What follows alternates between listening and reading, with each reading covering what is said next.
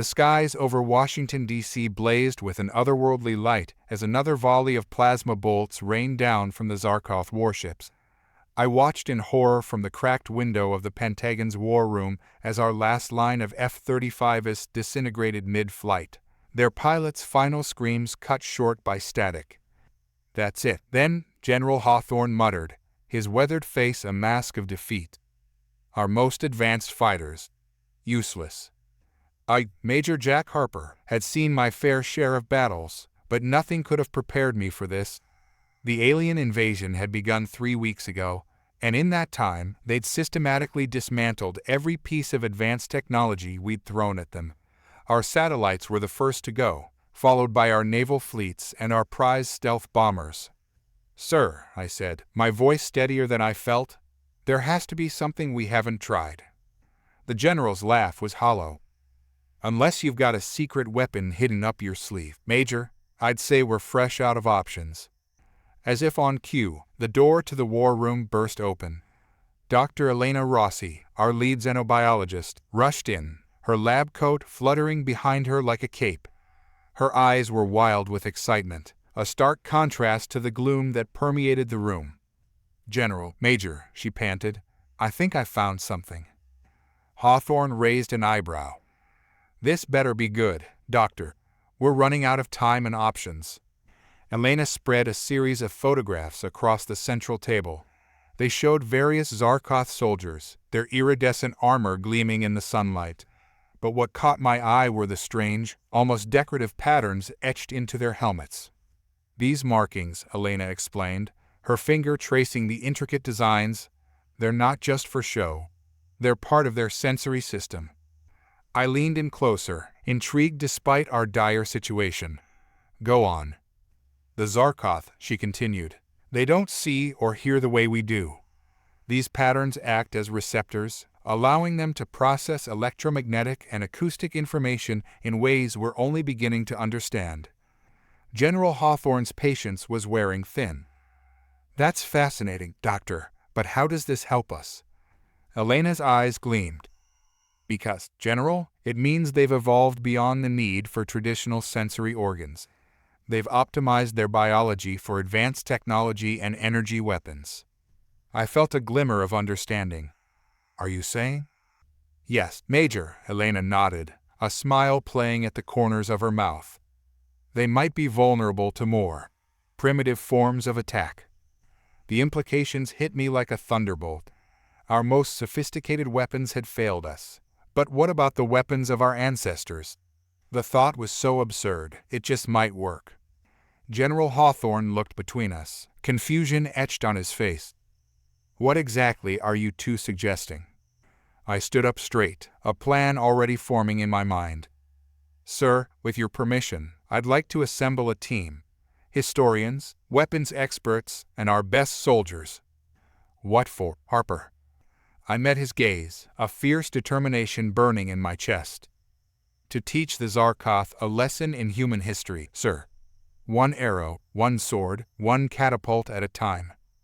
As I spoke those words, I had no idea of the incredible journey that lay ahead. The fate of humanity would rest not on the shoulders of our greatest scientific minds, but on the wisdom and ingenuity of our ancestors. The battle for Earth was about to take an unexpected turn, and I found myself at the center of it all. Little did I know, the echoes of our past would soon become the thunder that would shake the stars themselves. The next 48 hours passed in a blur of activity.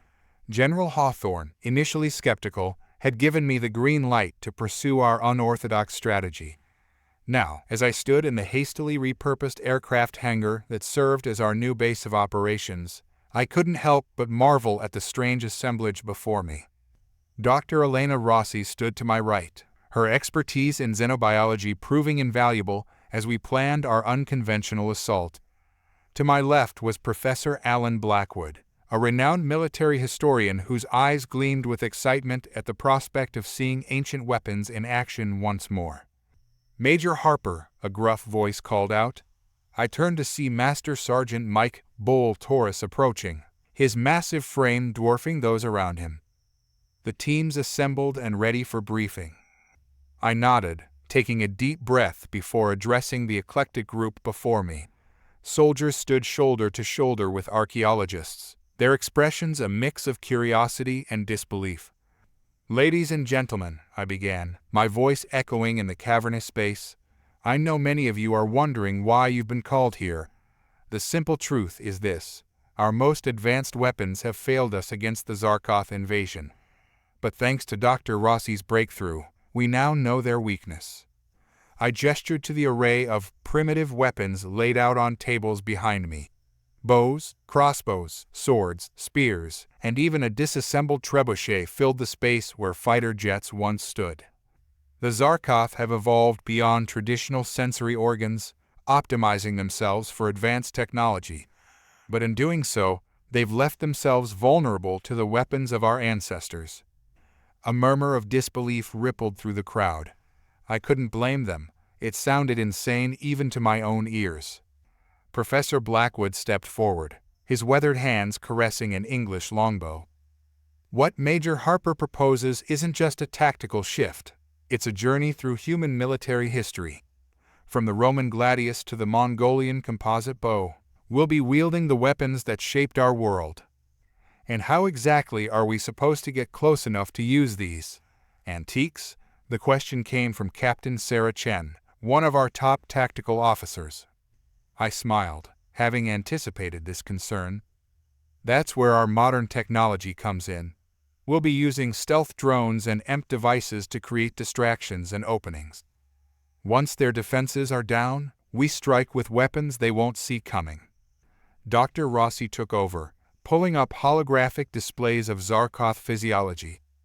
Their armor is designed to disperse energy weapons and deflect high-velocity projectiles, but a well-placed arrow or sword thrust, they have no defense against that. The next few hours were spent outlining our strategy, assigning roles, and beginning basic training. The soldiers, initially skeptical, soon found themselves engrossed in learning the arts of archery and swordsmanship. As the day wore on, I found myself standing before a practice dummy, a Roman gladius in hand. The weight felt strange after years of handling modern firearms, but there was something undeniably visceral about it. "Quite a change from your standard issue sidearm, isn't it?" Professor Blackwood appeared at my side, his eyes twinkling. I nodded, giving the sword an experimental swing. "It's different, but there's a certain elegance to it." Blackwood's expression turned serious. "These weapons aren't just tools, Major. They're the embodiment of human ingenuity and the will to survive against all odds. Our ancestors faced challenges just as daunting as these aliens, and they prevailed." His words struck a chord within me. We weren't just reaching into the past for weapons. We were channeling the indomitable spirit of those who came before us. As night fell and the training continued under floodlights, a palpable sense of hope began to permeate the hangar. For the first time since the invasion began, we had a plan, no matter how unorthodox. Looking out at the men and women preparing for battle with weapons from ages past, I allowed myself a moment of optimism. The Zar'koth might have technology beyond our comprehension, but they were about to learn a harsh lesson. Sometimes, the old ways are the best ways. Little did I know, our first test would come sooner than any of us expected.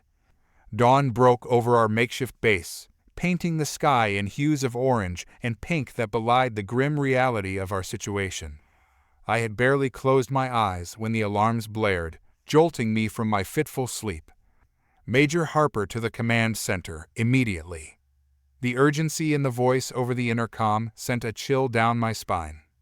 I sprinted through the corridors, my mind racing. Had the Zar'koth discovered our plans? Were we out of time? As I burst into the command center, I was met with a scene of controlled chaos. General Hawthorne stood hunched over a holographic display, his face etched with concern. Dr. Rossi and Professor Blackwood were engaged in a heated discussion, their voices rising above the din of beeping consoles and hurried communications. "What's the situation, sir?" I asked, trying to catch my breath. General Hawthorne looked up, his eyes locking onto mine. "The Zar'koth are on the move, Harper. They've begun a ground assault on Chicago." Our conventional forces are holding them back for now, but it's only a matter of time before they're overwhelmed. My heart sank. We weren't ready. Our troops had barely begun to master their new old weapons, but as I looked around the room at the determined faces of my team, I knew we had no choice. It was now or never. "Sir," I said, straightening my back, "request permission to deploy our special unit." Hawthorne's eyebrows shot up. "Are you sure they're ready, Major?" I hesitated for a split second before nodding firmly. "As ready as they'll ever be, sir. And right now, they're the best hope Chicago has." The general was silent for a long moment, the weight of the decision heavy in the air. Finally, he gave a curt nod. "Do it.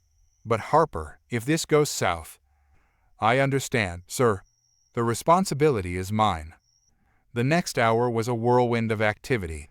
Our team, dubbed Echo Unit, scrambled to gear up. The juxtaposition of modern combat fatigues and ancient weaponry would have been comical if the stakes weren't so high.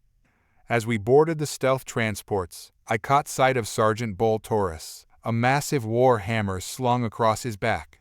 He gave me a grim nod, his eyes filled with a mixture of excitement and apprehension. The flight to Chicago was tense, filled with last-minute strategy discussions and weapon checks. Dr. Rossi's voice crackled over the comms, providing updates on the Zar'koth positions and reminding us of their vulnerabilities. As we approached the outskirts of the city, the scale of the invasion became clear. Zar'koth walkers, towering three-legged monstrosities, stalked through the streets, their energy weapons cutting swaths through our defensive lines. "Remember," I shouted over the roar of the engines, "we strike fast and we strike hard. Use the buildings for cover, and don't engage unless you have a clear shot.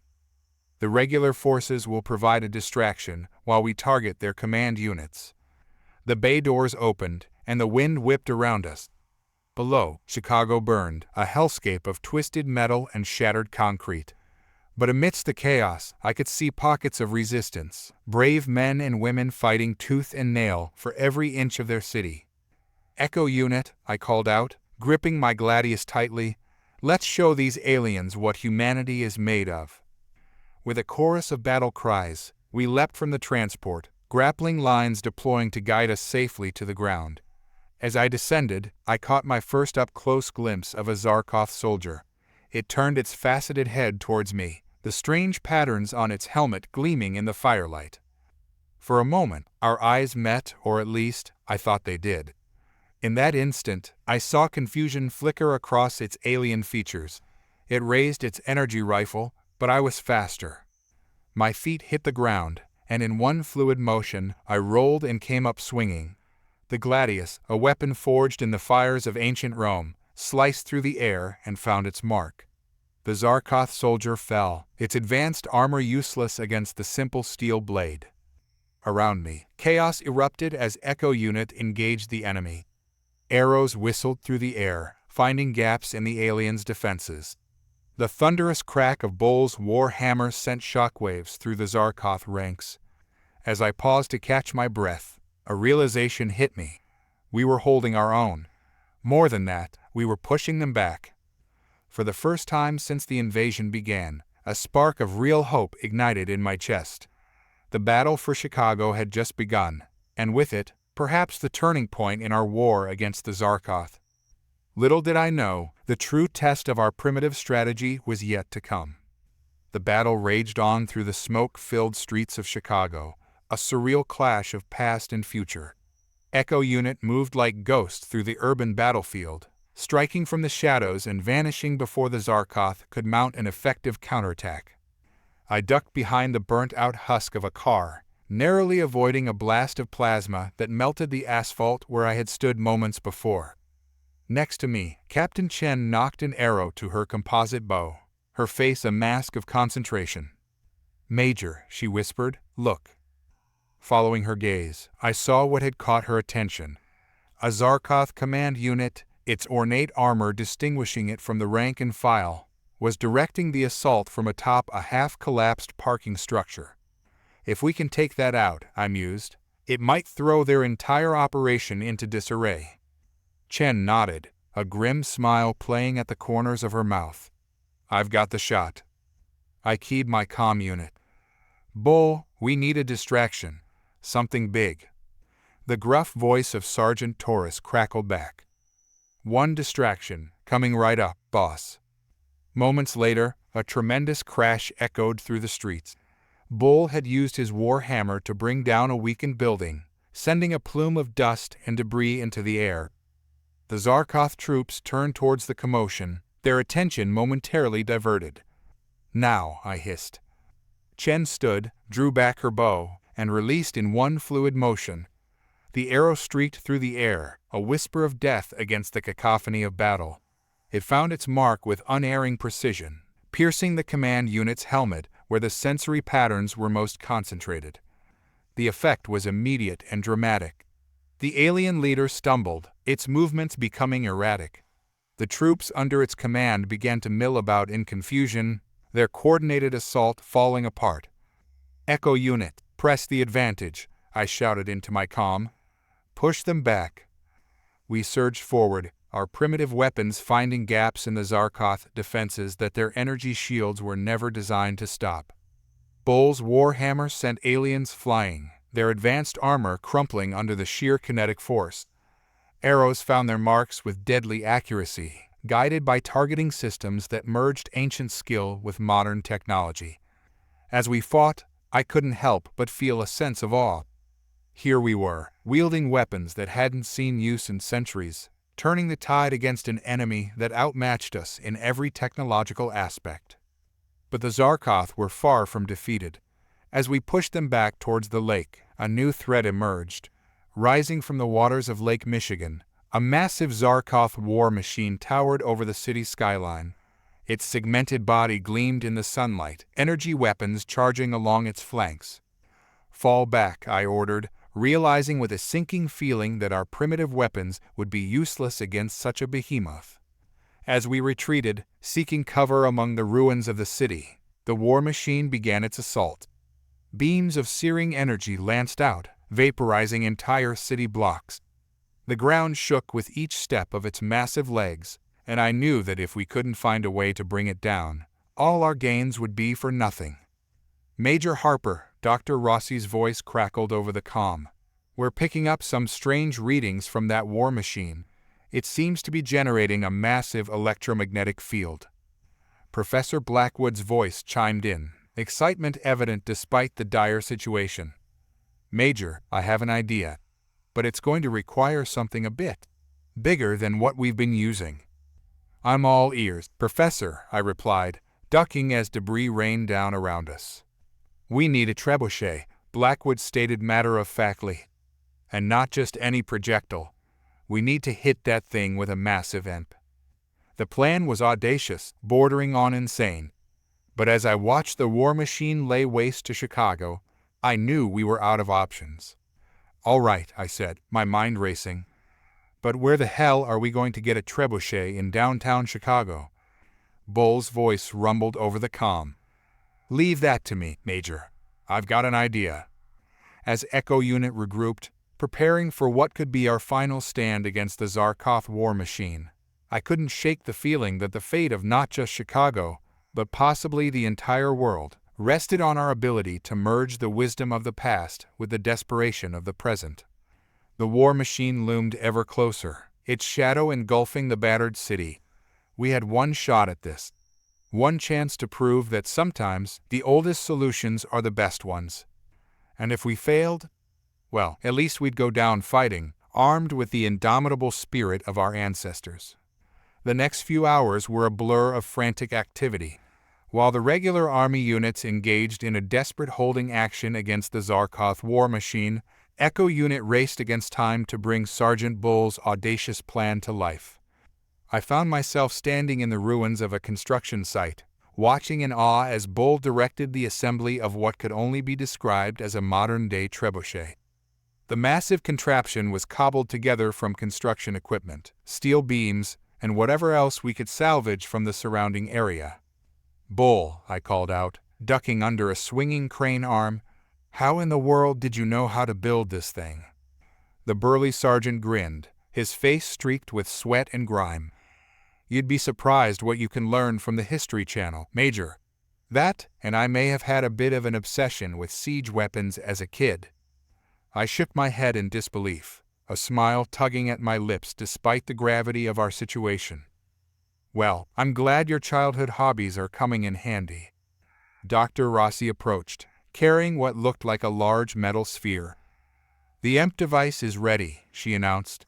"We've modified it to emit a pulse strong enough to hopefully overload the war machine's electromagnetic field." "Hopefully," I raised an eyebrow. She shrugged, her expression a mix of excitement and trepidation. "We're in uncharted territory here, Major, but based on our readings, this is our best shot." A thunderous explosion rocked the ground, reminding us of the ongoing battle. I keyed my comm. "Chen, status report." "We're holding, sir, but barely," came the strained reply. "That thing's tearing through our defenses like they're made of paper. We need that trebuchet operational ASAP." I turned to Bull. "How much longer?"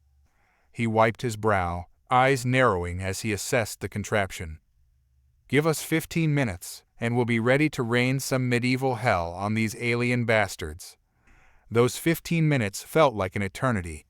The sounds of battle grew ever closer as our forces were pushed back. I split my time between helping with the final assembly and coordinating with the remaining units to ensure we'd have a clear shot when the time came. Finally, Bull gave the signal. The makeshift trebuchet stood ready, a monument to human ingenuity and desperation. The EMP device was loaded into the sling, its weight testing the limits of our jury-rigged creation. "All units, this is Major Harper," I broadcast. "On my mark, I need everyone to fall back and give us a clear line of sight to the target. This is our one shot. Make it count." Acknowledgments flooded in, and I watched as our battered forces began a strategic retreat, drawing the Zar'koth war machine into position. "Now, Bull," I shouted as the behemoth stomped into view, its weapons charging for another devastating barrage. With a mighty heave, Bull and his team released the trebuchet's arm. The ancient weapon groaned under the strain, wood and metal protesting as centuries-old principles of physics were put to the test. The EMP device soared through the air, arcing high above the ruined skyline of Chicago. For a heart-stopping moment, I feared we had miscalculated, that our desperate gambit would fall short. But then, as if guided by the hand of fate itself, the projectile struck true. It impacted the war machine's upper carapace, detonating in a blinding flash of light. For a second, nothing happened. The war machine continued its inexorable advance, and I felt my heart sink. Then, like a puppet with its strings cut, the massive alien construct stumbled. Arcs of electricity danced across its surface as its electromagnetic field collapsed. The war machine's legs buckled, and with a deafening crash that shook the very foundations of the city, it toppled. A stunned silence fell over the battlefield, broken only by the creaking of metal as the fallen giant settled into its impromptu grave. Then a cheer went up. It started with Echo Unit and quickly spread, a wave of jubilation washing over human and alien alike. The Zar'koth ground forces, suddenly without the support of their unstoppable juggernaut, began to fall back in disarray. As I stood there, watching our forces rally and push forward, I felt a mix of emotions I couldn't quite name: pride, relief, and a deep sense of connection to every human who had ever picked up a weapon to defend their home. We had done it. Against all odds, we had proven that the wisdom of our ancestors, combined with the courage and adaptability of the present, could overcome even the most advanced alien threat. But as the dust settled over Chicago's battered skyline, I knew this was just the beginning. We had won a battle, but the war was far from over. The Zar'koth would regroup, adapt, and return. And when they did, humanity would be ready, armed with the echoes of our past and the unbreakable spirit of our future. The aftermath of the Battle of Chicago was a whirlwind of activity. As the dust settled and the fires were extinguished, Echo Unit found itself at the center of a media storm. Our unorthodox tactics had captured the world's imagination, igniting a spark of hope in the face of overwhelming odds. I stood before a hastily assembled press conference, the eyes of the world upon me. Cameras flashed, and reporters clamored for answers. How had we done it? What did this mean for the war effort? "Major Harper," one reporter called out, "is it true that you defeated the alien war machine with a medieval weapon?" I couldn't help but smile. In a manner of speaking, yes. But it wasn't just the weapon. It was the ingenuity and courage of every member of Echo Unit, and the wisdom passed down to us through generations. As I fielded questions, I caught sight of General Hawthorne standing at the back of the room. His face was impassive, but I could see a glimmer of pride in his eyes. He gave me a slight nod, a gesture that spoke volumes. The press conference eventually wound down, and I found myself in a private briefing room with the General, Dr. Rossi, and Professor Blackwood. "Well done, Harper," Hawthorne began, his gruff voice tinged with respect. "You've given us something we desperately needed, hope. But now we need to capitalize on this victory." Dr. Rossi stepped forward, her eyes bright with excitement. "The data we've gathered from the fallen war machine is invaluable. We're already working on adapting our M technology for wider deployment." "And what about the Zar'koth?" I asked. "They won't fall for the same trick twice." Professor Blackwood nodded sagely. "Indeed they won't, Major. But that's where the true genius of our approach lies. Human history is filled with countless weapons and tactics. We've only scratched the surface." The implications were staggering. We had an entire arsenal of forgotten weapons at our disposal, each one a potential key to unlocking the Zar'koth defenses. "Your next mission," General Hawthorne said, his tone serious, "is to expand Echo Unit. We need more soldiers trained in these ancient arts, and we need them fast. The Zar'koth will regroup, and when they do, we need to be ready." I nodded, my mind already racing with possibilities. "Sir, I have an idea. What if we don't just train soldiers? What if we reach out to historians, archaeologists, even hobbyists and reenactors?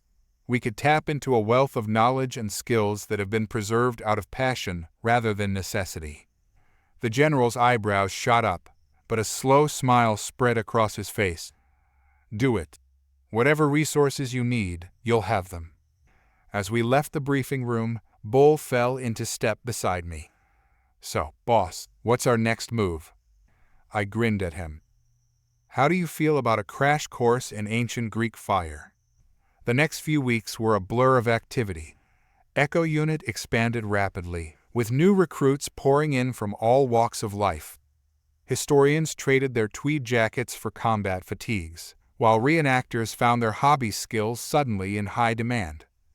We converted an abandoned military base into a training ground unlike any other in history. In one area, soldiers learned the art of the longbow. In another, blacksmiths worked tirelessly to forge swords and spears capable of piercing Zar'koth armor. I watched with pride as Chen instructed a group of recruits in the use of the atlatl, an ancient spear-throwing device that predated even the bow and arrow. Her expertise had grown exponentially since our first encounter with the Zar'koth, and she had become one of our most valuable instructors. But even as we prepared, reports came in of Zar'koth forces regrouping. They were adapting, developing new defenses against our primitive weapons. It was a race against time, and the fate of humanity hung in the balance. One evening, as I stood on the roof of our command center, watching the sun set, Dr. Rossi joined me. "Penny for your thoughts, Major," she asked, her voice soft. I sighed, running a hand through my hair. "I can't help but wonder if we're doing enough. The Zar'koth are out there, learning, evolving. What if we can't keep up?" She placed a hand on my arm, her touch reassuring. "Jack, what you've done here is nothing short of miraculous. You've given humanity a fighting chance. And more than that, you've reminded us of who we are, of the strength that lies in our history." As I looked out over the training grounds, watching soldiers and civilians alike working together, learning the ways of our ancestors, I felt a surge of determination. "You're right," I said, straightening my shoulders. "We've come this far. We're not about to give up now." Little did I know, Our resolve would soon be put to the ultimate test. The Zar'koth were planning something big. An Echo unit would be at the forefront of humanity's defense once again. The echoes of our past were about to become the war cry of our future. The warning came in the dead of night, jolting me from a fitful sleep. Alarms blared throughout the base as I sprinted to the command center, my mind racing with possibilities. As I burst through the doors, I was met with a scene of controlled chaos. General Hawthorne stood at the center, his face dimmed by the glow of holographic displays. "Harper," he barked, "we've got a situation."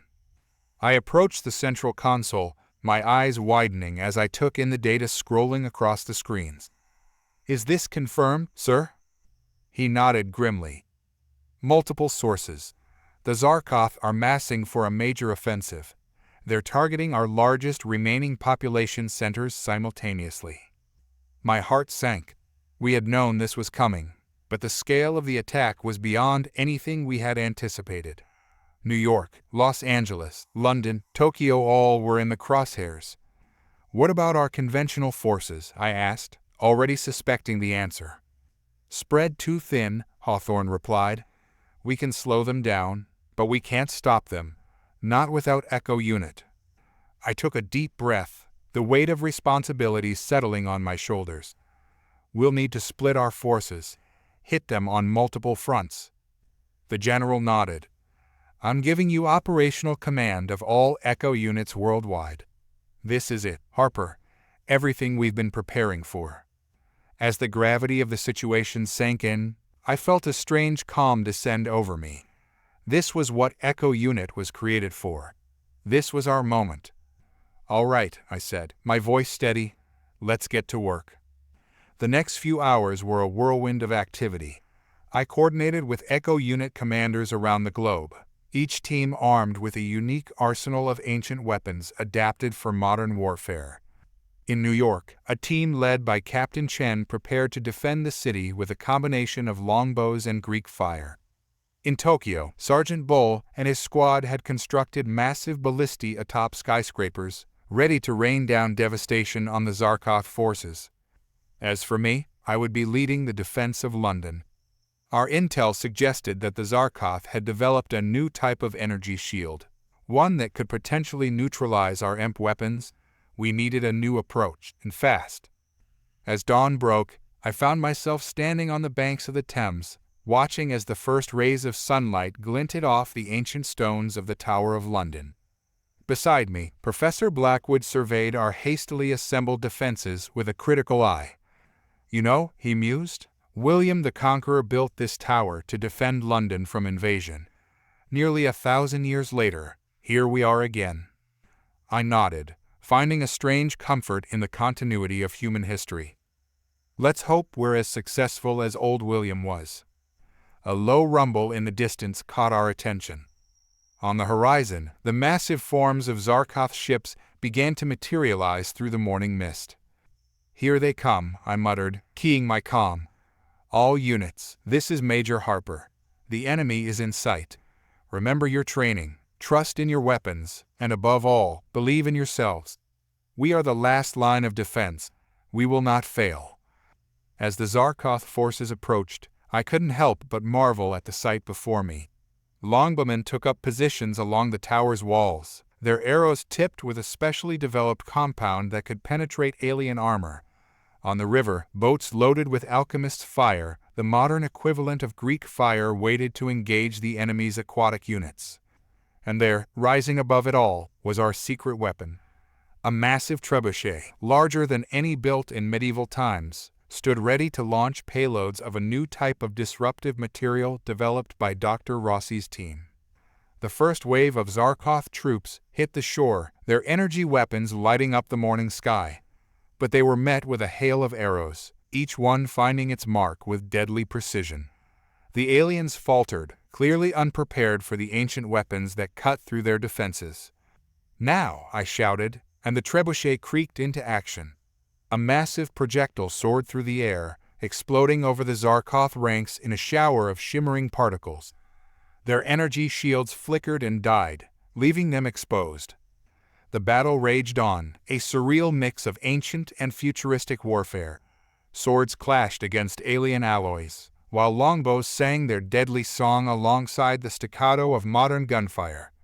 As I led a charge across Tower Bridge, gladius in hand, I caught sight of a Zar'koth commander. Our eyes met across the chaos of battle, and for a moment I sensed something akin to confusion in its alien features. It was as if it couldn't comprehend how these primitive weapons were turning the tide. That moment of hesitation was all I needed. With a war cry that echoed through the ages, I charged forward, my blade finding the weak spot in its armor that no energy shield could protect. As the alien fell, I realized that this battle was about more than just London, or even Earth. It was about proving that humanity's greatest strength lay not in our technology, but in our ability to adapt, to learn from our past, and to face the future with the wisdom of ages. The tide was turning, not just in London, but across the globe. Echo units' unconventional tactics were throwing the Zar'koth into disarray. But the war was far from over, and the greatest challenges still lay ahead. As the sun climbed higher in the sky, casting its light over a battered but unbroken London, I knew that the echoes of this day would resound through history. Humanity had faced its darkest hour and emerged stronger than ever. The Zar'koth may have brought the thunder of advanced weaponry, but we had answered with the lightning of human ingenuity. And in that moment, I knew that no matter what the aliens threw at us next, we would be ready. For we were the inheritors of Earth's legacy, armed with the wisdom of ages and the unbreakable spirit of humanity. The days following the global counteroffensive were a blur of debriefings, strategy sessions, and hurried preparations. Our victories in London, New York, Tokyo, and other major cities had dealt a significant blow to the Zar'koth, but we all knew it was far from over. I found myself in a secure underground facility beneath the Pentagon, surrounded by holographic displays showing the current state of the war. General Hawthorne stood at the head of the table, his face etched with a mixture of pride and concern. "Ladies and gentlemen," he began, addressing the assembled Echo unit commanders and key personnel, "what you've accomplished is nothing short of miraculous. But the Zar'koth are regrouping, and our intel suggests they're planning something big." Dr. Rossi stepped forward, her usual excitement tempered by the gravity of the situation. "We've detected a massive energy buildup in the Zar'koth fleet orbiting Earth. Whatever they're planning, it's on a scale we haven't seen before." A chill ran down my spine as the implications sank in. "Do we have any idea what they're up to?" Professor Blackwood cleared his throat, his weathered hands tracing patterns on the holographic display. "Based on the energy signatures and the positioning of their fleet, we believe they're preparing for a large-scale terraforming operation." The room fell silent as the weight of his words sank in. Terraforming our planet would make it uninhabitable for humans, effectively ending the war in one fell swoop. "How long do we have?" I asked, my mind already racing with potential countermeasures. "At the current rate of energy buildup," Dr. Rossi replied, "we estimate they'll be ready to begin in approximately 72 hours. General Hawthorne's voice cut through the murmurs of dismay. "Then that's how long we have to stop them. Major Harper, I need Echo Unit to come up with a plan. Something they won't see coming." I nodded, feeling the familiar rush of adrenaline that came with an impossible challenge. "We'll need to take the fight to them, in space." The next few hours were a frenzy of brainstorming and planning. We pored over historical accounts of naval battles, siege warfare, and guerrilla tactics, looking for anything that could be adapted to space combat. It was Captain Chen who finally hit upon an idea. "What about the fire ships used in the Battle of Gravelines?" she suggested, her eyes lighting up with excitement. "The Spanish Armada never saw them coming." Professor Blackwood nodded enthusiastically. "Brilliant! We could adapt the concept for space warfare, use our smaller, more maneuverable craft to disrupt their formation and sow chaos in their ranks." As the plan took shape, I couldn't help but marvel at the audacity of it all. We were about to take on a technologically superior alien fleet using tactics inspired by a naval battle from 1588. The next 2 days were a whirlwind of activity. Every available spacecraft was retrofitted with our latest EMP technology and packed with explosive payloads. Pilots from around the world were given crash courses in 16th century naval tactics, adapted for zero-gravity combat. As the deadline approached, I found myself standing in the launch bay of our hastily assembled space station, watching as the final preparations were made. Beside me, Sergeant Bull was checking the straps on his space suit, a determined glint in his eye. "Never thought I'd be using a war hammer in space," he chuckled, patting the specially designed weapon attached to his suit. I grinned, despite the tension in the air. "First time for everything, Bull. Just remember, in 0G, it's all about conservation of momentum." As we boarded our craft, a modified shuttle that would serve as our command vessel, I took one last look at Earth through the bay windows. The blue marble hung there, peaceful and serene, blissfully unaware of the battle that was about to be waged for its very existence. "All units, this is Major Harper," I broadcast as our fleet of retrofitted craft began to launch. "Today, we take the fight to the enemy. We may be outnumbered and outgunned, but we have something the Zar'koth can never understand: the collective wisdom and courage of every human who has ever fought for their home. Let's show them what humanity is truly capable of." As we accelerated towards the Zar'koth fleet, I couldn't help but feel a sense of awe at the situation. Here we were, about to engage in a space battle using tactics inspired by events hundreds of years in our past. It was a testament to the enduring nature of human ingenuity and adaptability. The vast expanse of space loomed before us, punctuated by the ominous silhouettes of the Zar'koth ships. In mere moments, the greatest battle in human history would begin. As we closed in on the alien fleet, I took a deep breath, steadying myself for what was to come.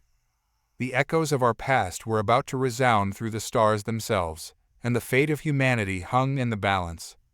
"All units," I commanded, my voice steady despite the pounding of my heart.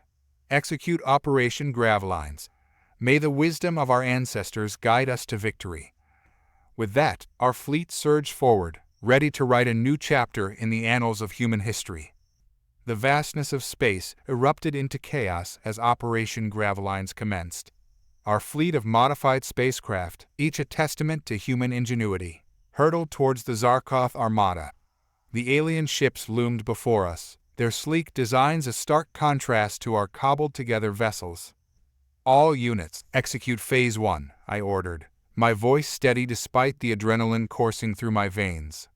At my command, the first wave of our fire ships ignited their engines, accelerating rapidly towards the Zar'koth fleet. These unmanned craft, packed with a volatile mix of explosives and EMP devices, were our modern interpretation of the fire ships used against the Spanish Armada centuries ago. The Zar'koth, clearly caught off guard by our unorthodox approach, scrambled to react. Their energy weapons lashed out, destroying several of our decoys, but it was too late. The first wave of fire ships slammed into their front lines, detonating in spectacular fashion. Massive electromagnetic pulses rippled through space, temporarily disabling the nearest Zar'koth vessels. In the confusion that followed, our main fleet struck. "Echo Squadron, engage!" I shouted, piloting our command shuttle into the fray. Around us, Earth's defenders unleashed a barrage of attacks that would have made our ancestors proud. Specially designed harpoons, inspired by ancient whaling techniques, latched onto Zar'koth ships, allowing our boarding parties to breach their hulls. EMP-tipped arrows, shot from modified airlocks, found gaps in the aliens' energy shields. Through the viewport, I watched in awe as Sergeant Bull, tethered to our shuttle, swung his space-adapted war hammer with devastating effect. The weapon, designed to create localized gravitational disturbances, sent Zar'koth soldiers tumbling helplessly through space. "Major," Captain Chen's voice crackled over the comm, "we've breached the enemy flagship. Proceeding to their command center." "Copy that, Chen," I replied, maneuvering our shuttle to provide cover fire. "Be careful in there." As the battle raged on, it became clear that our unconventional tactics were working. The Zar'koth, for all their advanced technology, were struggling to counter our blend of ancient wisdom and modern adaptation. But the aliens were far from defeated. As we pressed our advantage, their largest ships began to move into formation, energy building around them in a terrifying display of power. "Harper," Dr. Rossi's urgent voice came through the comm. "They're initiating the terraforming sequence. We need to shut it down now." I gritted my teeth, realizing we were running out of time. "All units, focus fire on those ships. We need to disrupt their formation at all costs." What followed was the most intense space battle in human history. Our fleet, a ragtag assembly of modified craft, threw everything we had at the Zar'koth terraforming ships. Emp blast, kinetic harpoons, and even makeshift space catapults launching debris all targeted the alien vessels. In the midst of the chaos, I spotted an opening, a gap in the Zar'koth defenses leading straight to the heart of their formation. "Bull, Chen," I called out, "form up on me. We're going in." Without waiting for a response, I gunned our shuttle's engines, plunging deeper into the alien fleet. Warnings blared as enemy fire streaked past us, but I pushed on, guided by an instinct I couldn't quite explain. As we approached the central Zar'koth ship, a massive energy buildup became visible. This was at the heart of their terraforming device. "We need to take that out," I said, more to myself than anyone else. But how? Our weapons were depleted, and we were too small to make a significant impact. Then, in a moment of clarity, I remembered an old lesson from Professor Blackwood. The story of David and Goliath, where a simple stone brought down a giant. "Everyone, strap in," I ordered, a plan forming in my mind. "We're going to ram them." "Major," Bull's gruff voice came through, a note of concern evident. "Are you sure about this?" I took a deep breath, hands steady on the controls. "Sometimes, the simplest solutions are the best. Trust me." With that, I pushed our shuttle to its limits, aiming straight for the pulsing heart of the Zar'koth terraforming device. Time seemed to slow as we closed the distance, enemy fire intensifying around us. In those final moments, as our small craft hurtled towards the massive alien ship, I felt a profound connection to every human who had ever stood against overwhelming odds. From ancient battles fought with spears and shields to this moment in the vastness of space, the spirit of human defiance burned bright. The impact, when it came, was both more and less than I expected. Our shuttle, reinforced though it was, crumpled against the Zar'koth ship. But the momentum of our strike, combined with the volatile mix of technology we carried, proved to be enough. The alien vessel shuddered, its energy core destabilizing. As emergency systems engaged and we were ejected clear of the blast, I watched in awe as the massive ship began to break apart. The destruction of the central ship had a domino effect. The carefully calibrated terraforming formation fell into disarray, and with it, the Zar'koth's last, desperate gambit. As the remnants of the alien fleet began to retreat, a cheer went up across all channels.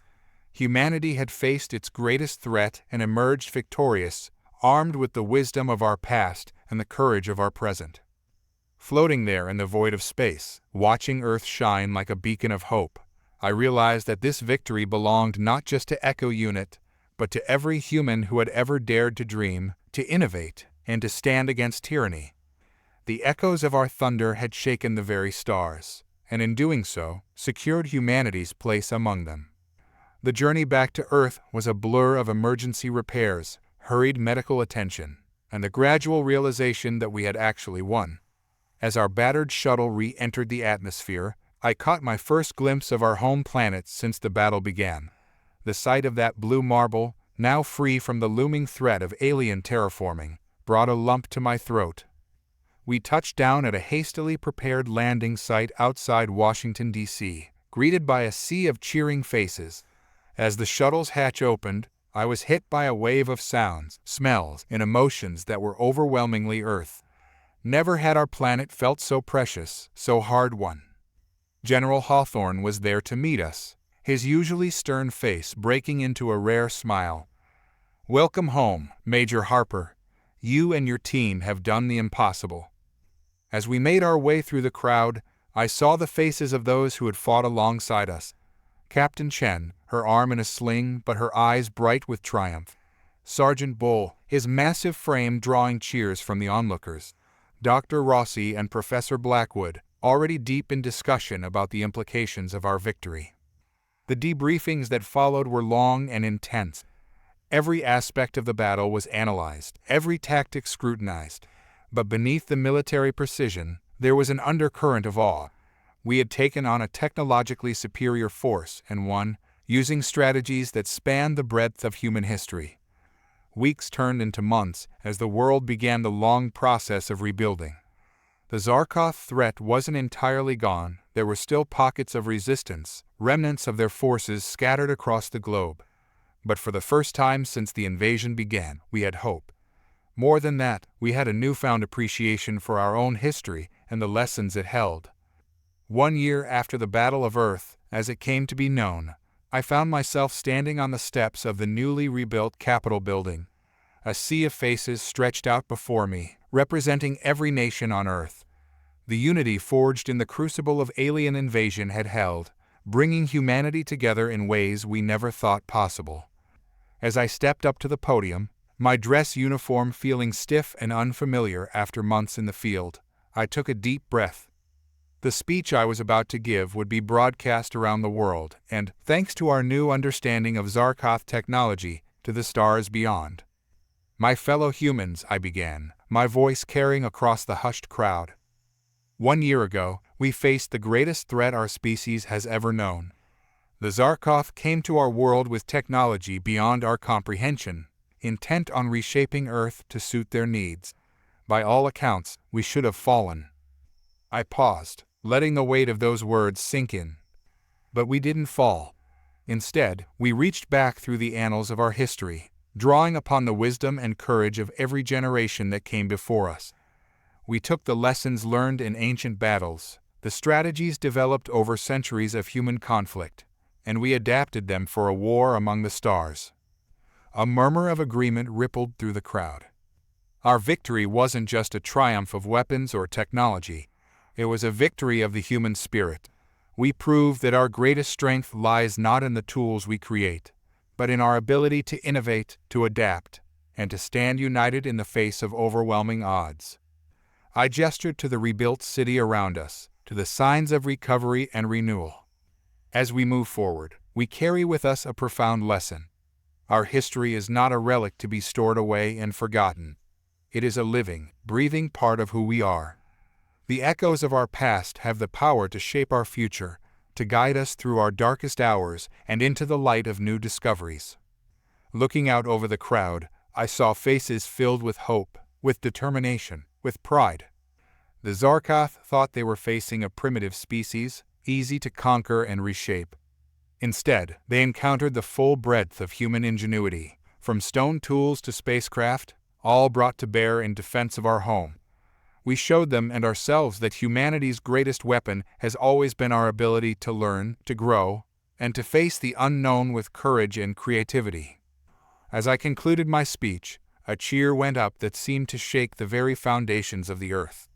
In that moment, I felt connected to every human who had ever lived, to every battle fought, every discovery made, every step taken in our long journey from cave-dwelling ancestors to a spacefaring civilization. The Zar'koth invasion had changed us, there was no doubt about that, but it hadn't broken us. Instead, it had revealed the true strength of humanity, our unbreakable connection to our past, and our unwavering hope for the future. As I stepped down from the podium, surrounded by the architects of our victory and the promise of a new era, I knew that whatever challenges lay ahead, we would face them together. The echoes of our thunder would continue to resound through history, a testament to the indomitable spirit of humanity. For we were not just the defenders of Earth. We were the inheritors of an ancient legacy, the custodians of hard-won wisdom, and the architects of a future limited only by our imagination. The stars themselves had borne witness to our resolve, and as we looked to the skies, no longer in fear, but in anticipation, we knew that this was not the end of our story. It was just the beginning. The vastness of interstellar space stretched before us, a canvas of infinite possibilities, Major Jack Harper, stood on the bridge of the U's Odyssey, Earth's first faster-than-light-capable starship. 5 years had passed since our victory over the Zar'koth, 5 years of rapid technological advancement fueled by reverse-engineered alien tech and humanity's newfound unity. Major, Lieutenant Commander David Chen called out, his voice tinged with excitement. We're approaching the coordinates for our first planned stop. I nodded, feeling the weight of history on my shoulders. We were about to become the first humans to set foot on a truly alien world. Our mission was one of peace and scientific discovery, a chance to establish Earth as a new player on the galactic stage. As we dropped out of FTL, a gaseous giant loomed before us, its swirling atmosphere a mesmerizing dance of purples and greens. But it wasn't the planet that caught our attention. It was the debris field surrounding it. "My God," Professor Alan Blackwood whispered beside me. "It looks like there's been a battle here." Twisted metal and shattered hull fragments drifted silently in the planet's orbit. Some pieces I recognized as Zar'koth in origin, but others were completely foreign. "Scan for life signs," I ordered, my mind racing. Had we stumbled upon the aftermath of some cosmic conflict? Or worse, had we arrived just in time to witness its final moments? Before Chen could respond, a brilliant flash of light erupted from the far side of the planet. A sleek, silver vessel emerged, pursued closely by what was unmistakably a Zar'koth warship. "Battle stations," I called out, muscle memory from years of combat taking over. "Shields up, but do not engage. I repeat, do not engage." The Odyssey hummed to life around us, our own shield technology a hybrid of human ingenuity and adapted Zar'koth systems. We watched in tense silence as the two ships engaged in a deadly dance, energy weapons lashing out across the void. "Sir," Chen reported, his voice tight with concentration, "I'm picking up a transmission from the silver ship. Sir, it's aimed at us." I hesitated for a split second. Our mission parameters were clear: observe and report, do not interfere in alien conflicts. But as I watched the silver ship take another hit, its shields flickering, I knew I couldn't stand by and do nothing. "Put it through," I ordered. A voice filled the bridge, speaking in a language none of us understood. But the tone was unmistakable, a plea for help.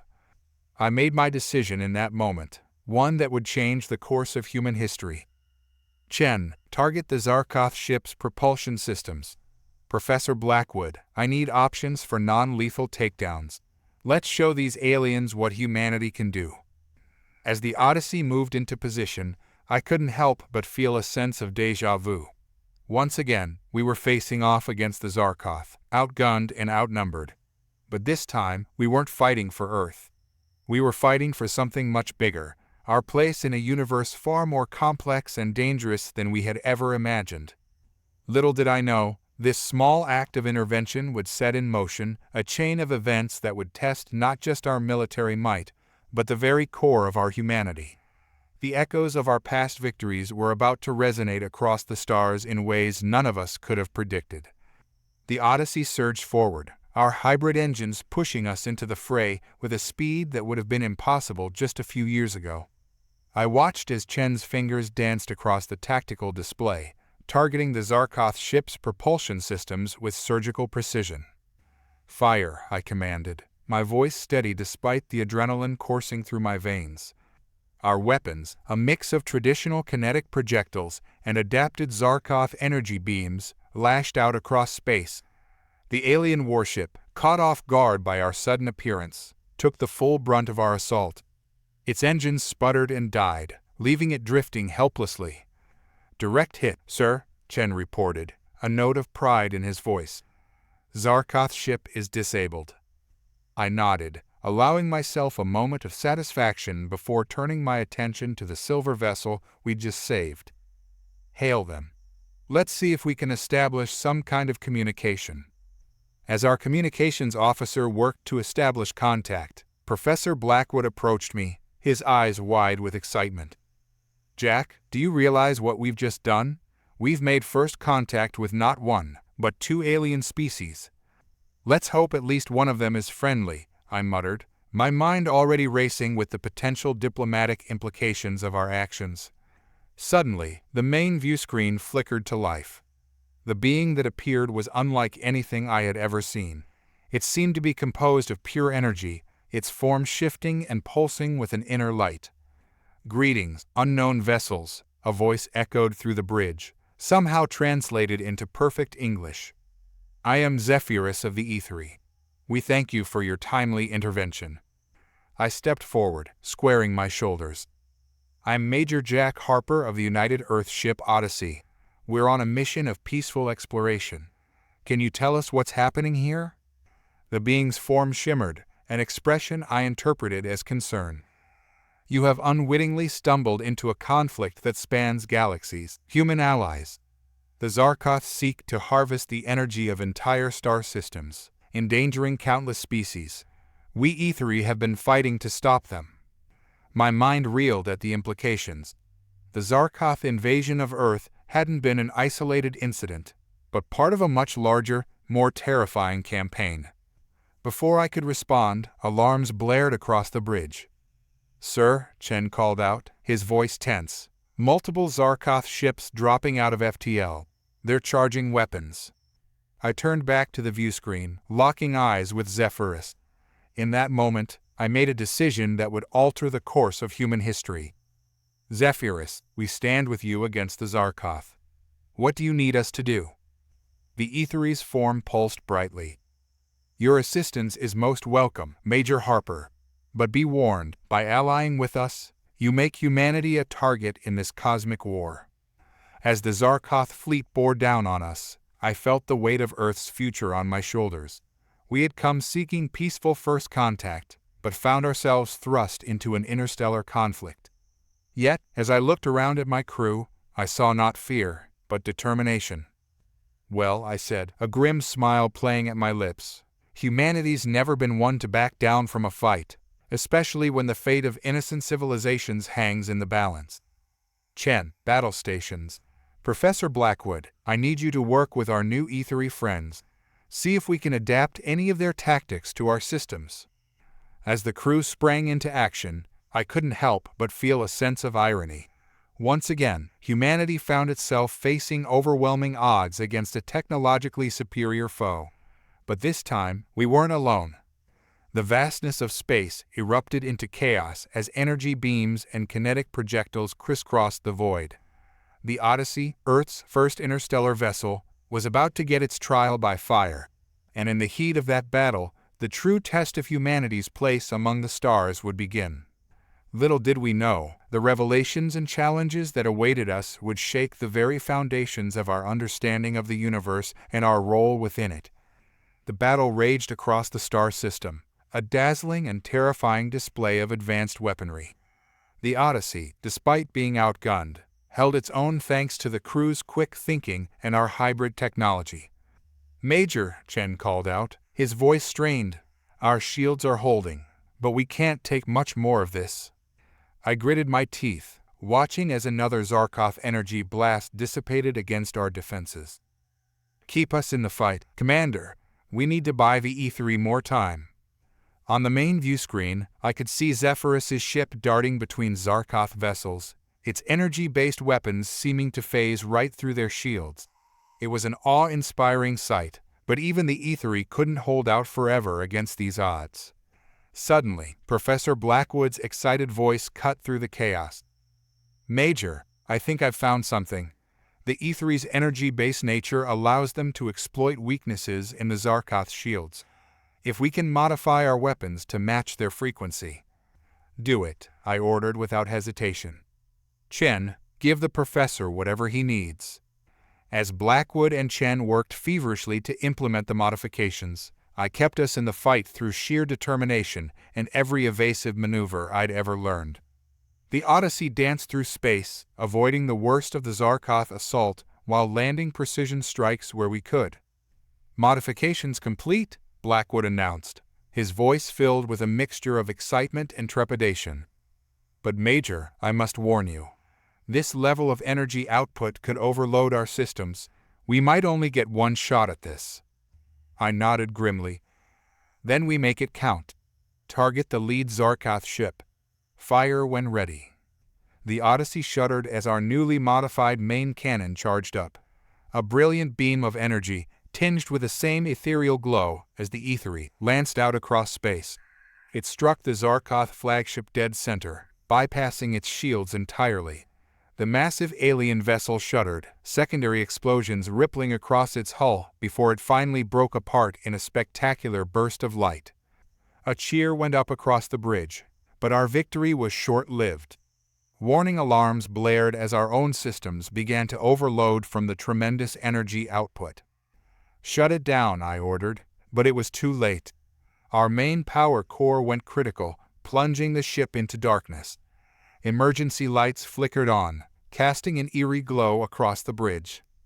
"Report," I called out, trying to keep the worry from my voice. "Main power's offline," Chen responded, his fingers flying over his console. "We're running on auxiliaries.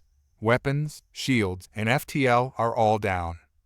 Before I could respond, Zephyrus's voice crackled through our comm system. "Brave humans, your sacrifice has turned the tide of this battle. The Zar'koth fleet is retreating. Allow us to assist you." I watched in awe as the Aethery ship approached, enveloping the Odyssey in a cocoon of pure energy. I could feel a tingling sensation throughout my body as the alien power interfaced with our systems. "Remarkable," Blackwood whispered, staring at his readouts. "They're not just repairing our ship. They're improving it somehow." As power returned to the Odyssey, I realized that this encounter had changed everything. We had come seeking peaceful contact and instead found ourselves in the middle of a cosmic war. But we had also found allies, and perhaps even more importantly, we had proven that humanity could adapt and contribute on an interstellar scale. "Zephyrus," I said, addressing our new ally, "I think it's time we had a long talk about what's really going on out here in the galaxy." The Aethery's response was solemn. "Indeed, Major Harper. But I warn you, the truth may be more than you are prepared to hear. The conflict you have stumbled into goes far beyond mere territorial disputes or resource acquisition. The very fabric of the universe is at stake."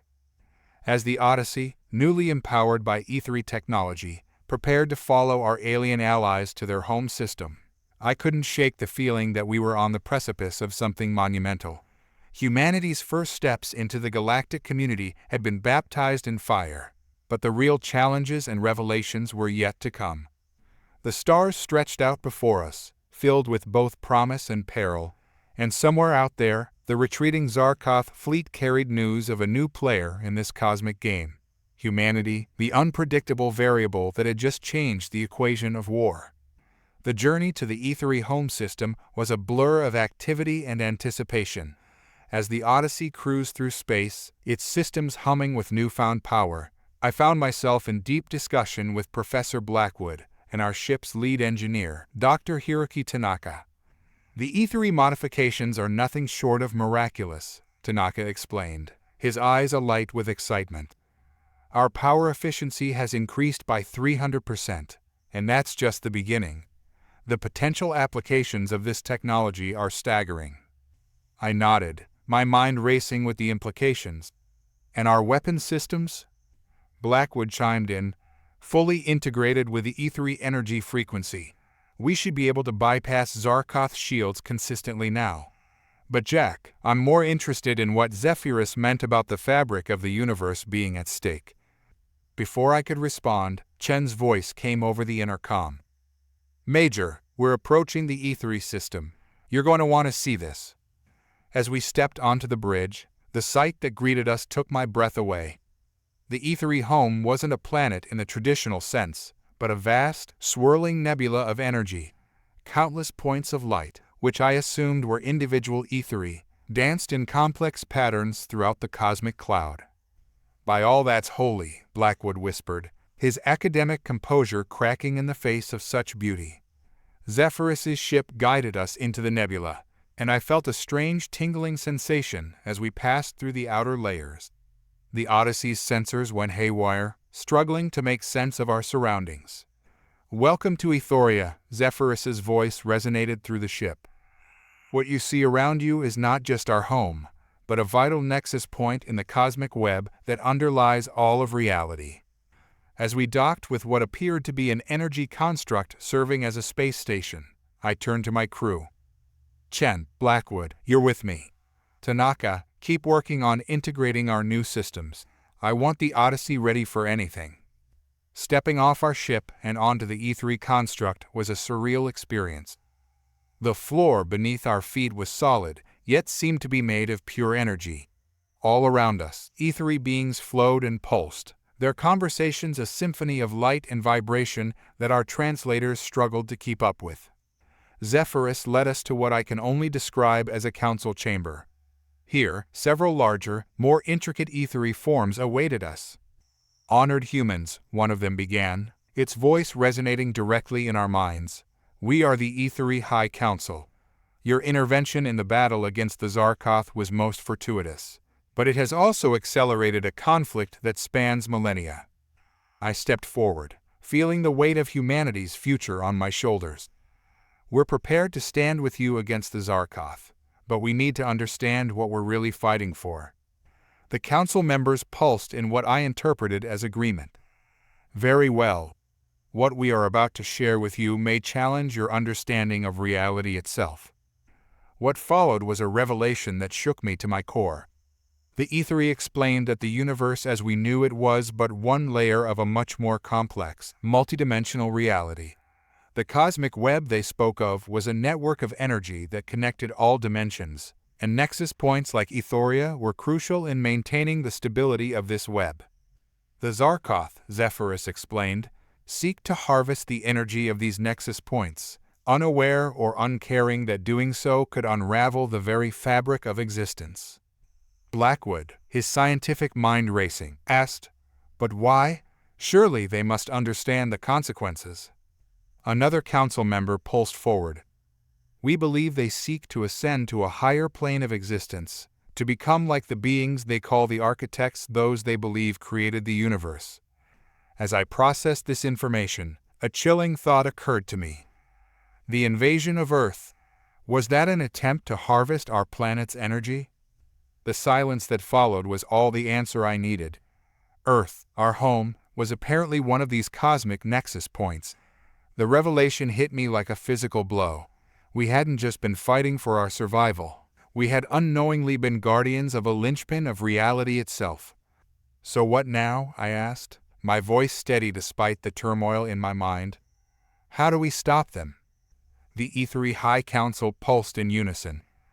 "That, Major Harper, is where humanity's unique perspective may prove invaluable. Your species' ability to innovate, to find unconventional solutions, could be the key to ending this conflict once and for all." As I stood there, surrounded by beings of pure energy in a nebula that defied our understanding of physics, I realized that humanity's greatest test was just beginning. We had thought our victory over the Zar'koth on Earth was the end of the story. Now I understood it was merely the prologue to a much grander, more perilous adventure. The fate of not just our world, but all of reality, hung in the balance. And somehow, improbably, humanity found itself at the center of it all. The revelations from the E3 High Council left us reeling. As we made our way back to the Odyssey, my mind raced with the implications of what we'd learned. Earth, a cosmic nexus point, the very fabric of reality at stake. It was almost too much to comprehend. "Major," Chen's voice broke through my thoughts as we re-entered our ship. "We've got an incoming transmission. It's from Earth." I nodded, steeling myself. "Put it through in the conference room." Moments later, we gathered around the holographic display. General Hawthorne's weathered face materialized before us, his expression grave. "Harper," he began without preamble, "we've got a situation. Long-range sensors have picked up a massive Zar'koth fleet heading towards Earth. They'll be here in less than a week." My heart sank. "General, we've learned some crucial information about the true nature of this conflict. Earth is a nexus point." "Yes," Hawthorne interrupted. "We know.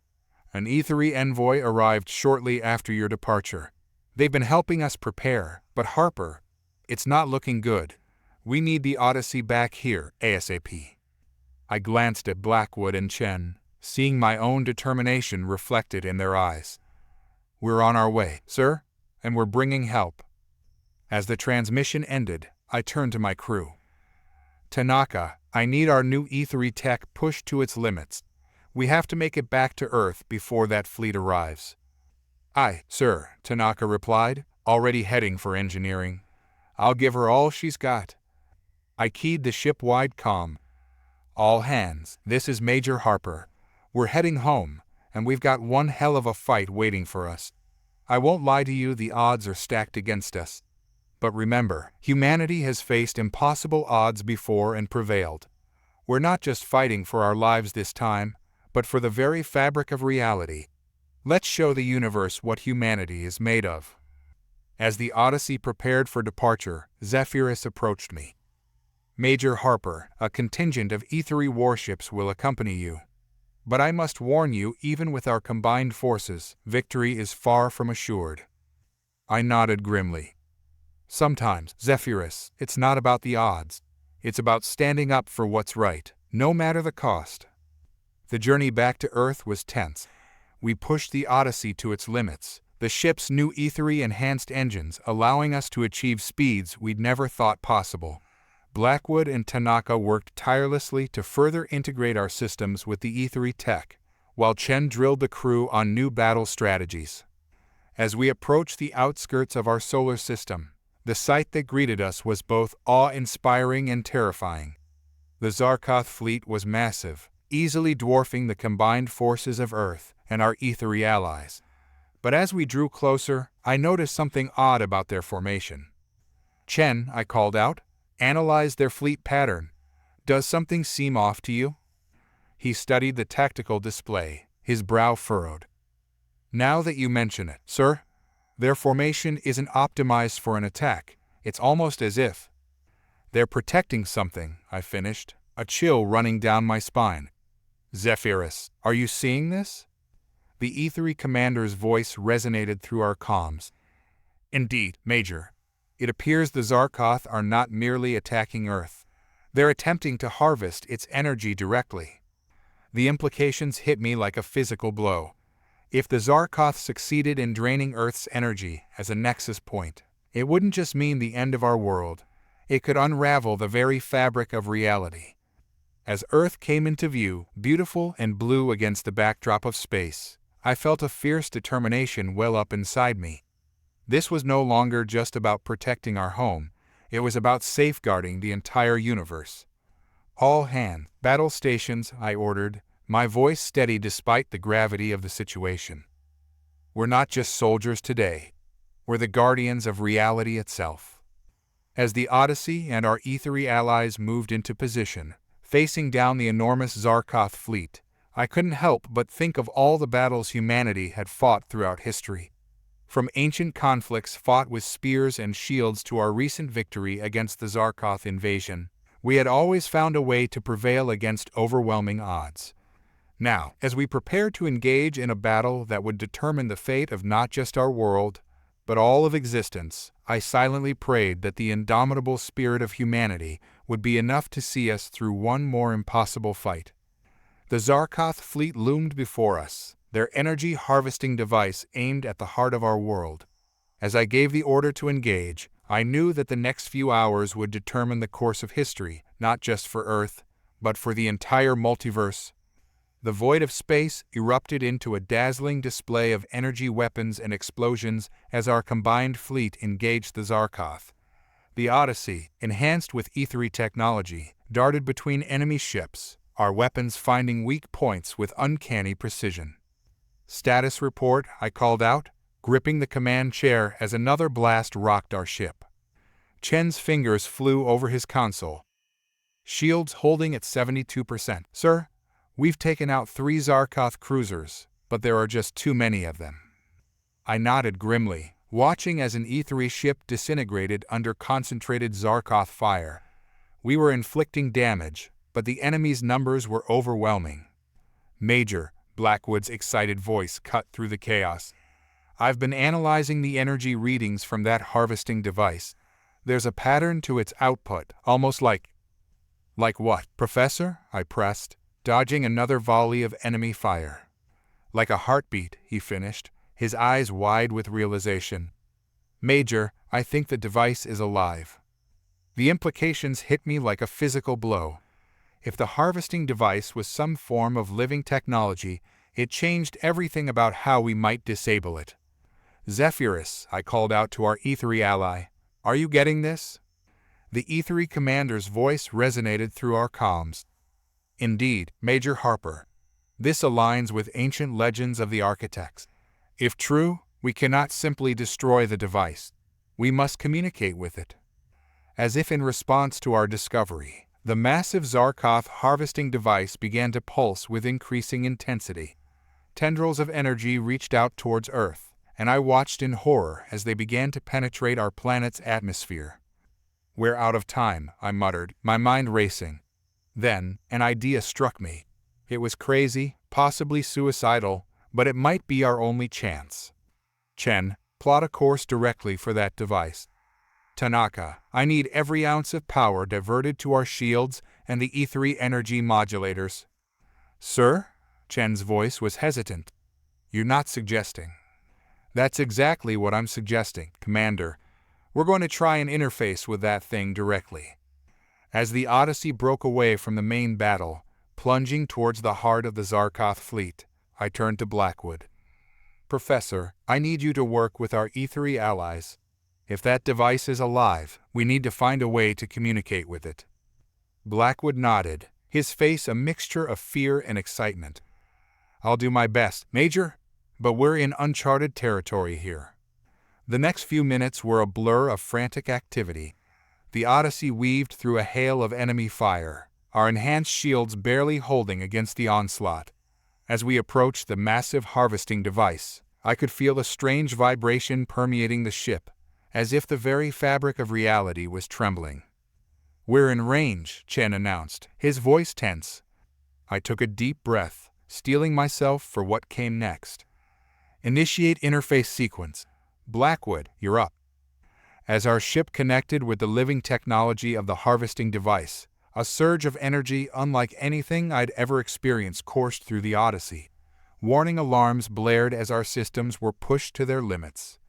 Blackwood worked feverishly at his console, sweat beading on his brow. I'm detecting a response, but it's like nothing I've ever seen. The complexity is beyond anything in human experience. Suddenly, the ship's lights flickered, and a strange, otherworldly presence seemed to fill the bridge. A voice, if you could call it that, resonated not just through our comms, but through our very beings. Why do you interfere, lesser beings? The question wasn't so much heard as felt, reverberating through our bodies and minds. Fighting through the disorientation, I stepped forward. We're here to protect our world, and the fabric of reality itself. Your actions threaten the entire multiverse.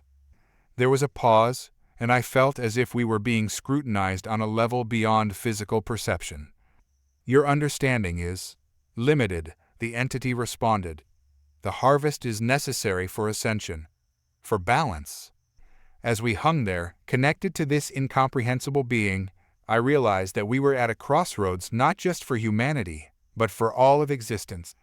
Whatever happened next would shape the fate of the universe. With a clarity born of desperation, I understood that our next words, our next actions, would determine whether we faced annihilation or opened the door to a new era of cosmic understanding.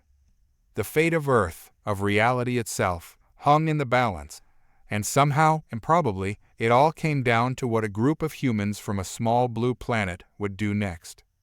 Time seemed to stand still as we faced this cosmic entity. The battle raged around us, but on the bridge of the Odyssey, there was only the overwhelming presence of the living harvester. I took a deep breath, centering myself. This wasn't a situation that could be resolved with weapons or tactics. We needed to reach an understanding. You speak of ascension and balance, I began, choosing my words carefully. But at what cost? The destruction of countless worlds, the unraveling of reality itself. The entity's response rippled through us. Existence is cyclical. Destruction begets creation. Your perspective is limited by your brief lifespans. Blackwood stepped forward, his scientific curiosity overcoming his fear. But surely there must be a way to achieve ascension without such widespread devastation. Our species has always sought to grow, to evolve, but not at the expense of everything else. I felt a shift in the entity's attention, a flicker of curiosity. Your species. You are different, adaptable, unpredictable. That's right, I pressed, seizing on this opening. Humanity has faced countless challenges, always finding a way to survive, to thrive. We've learned that true growth comes not from destruction, but from cooperation and understanding. Chen's voice cut in, urgent but controlled. Major, the Zar'koth fleet is changing formation. They're standing down. I nodded, never taking my focus off the entity.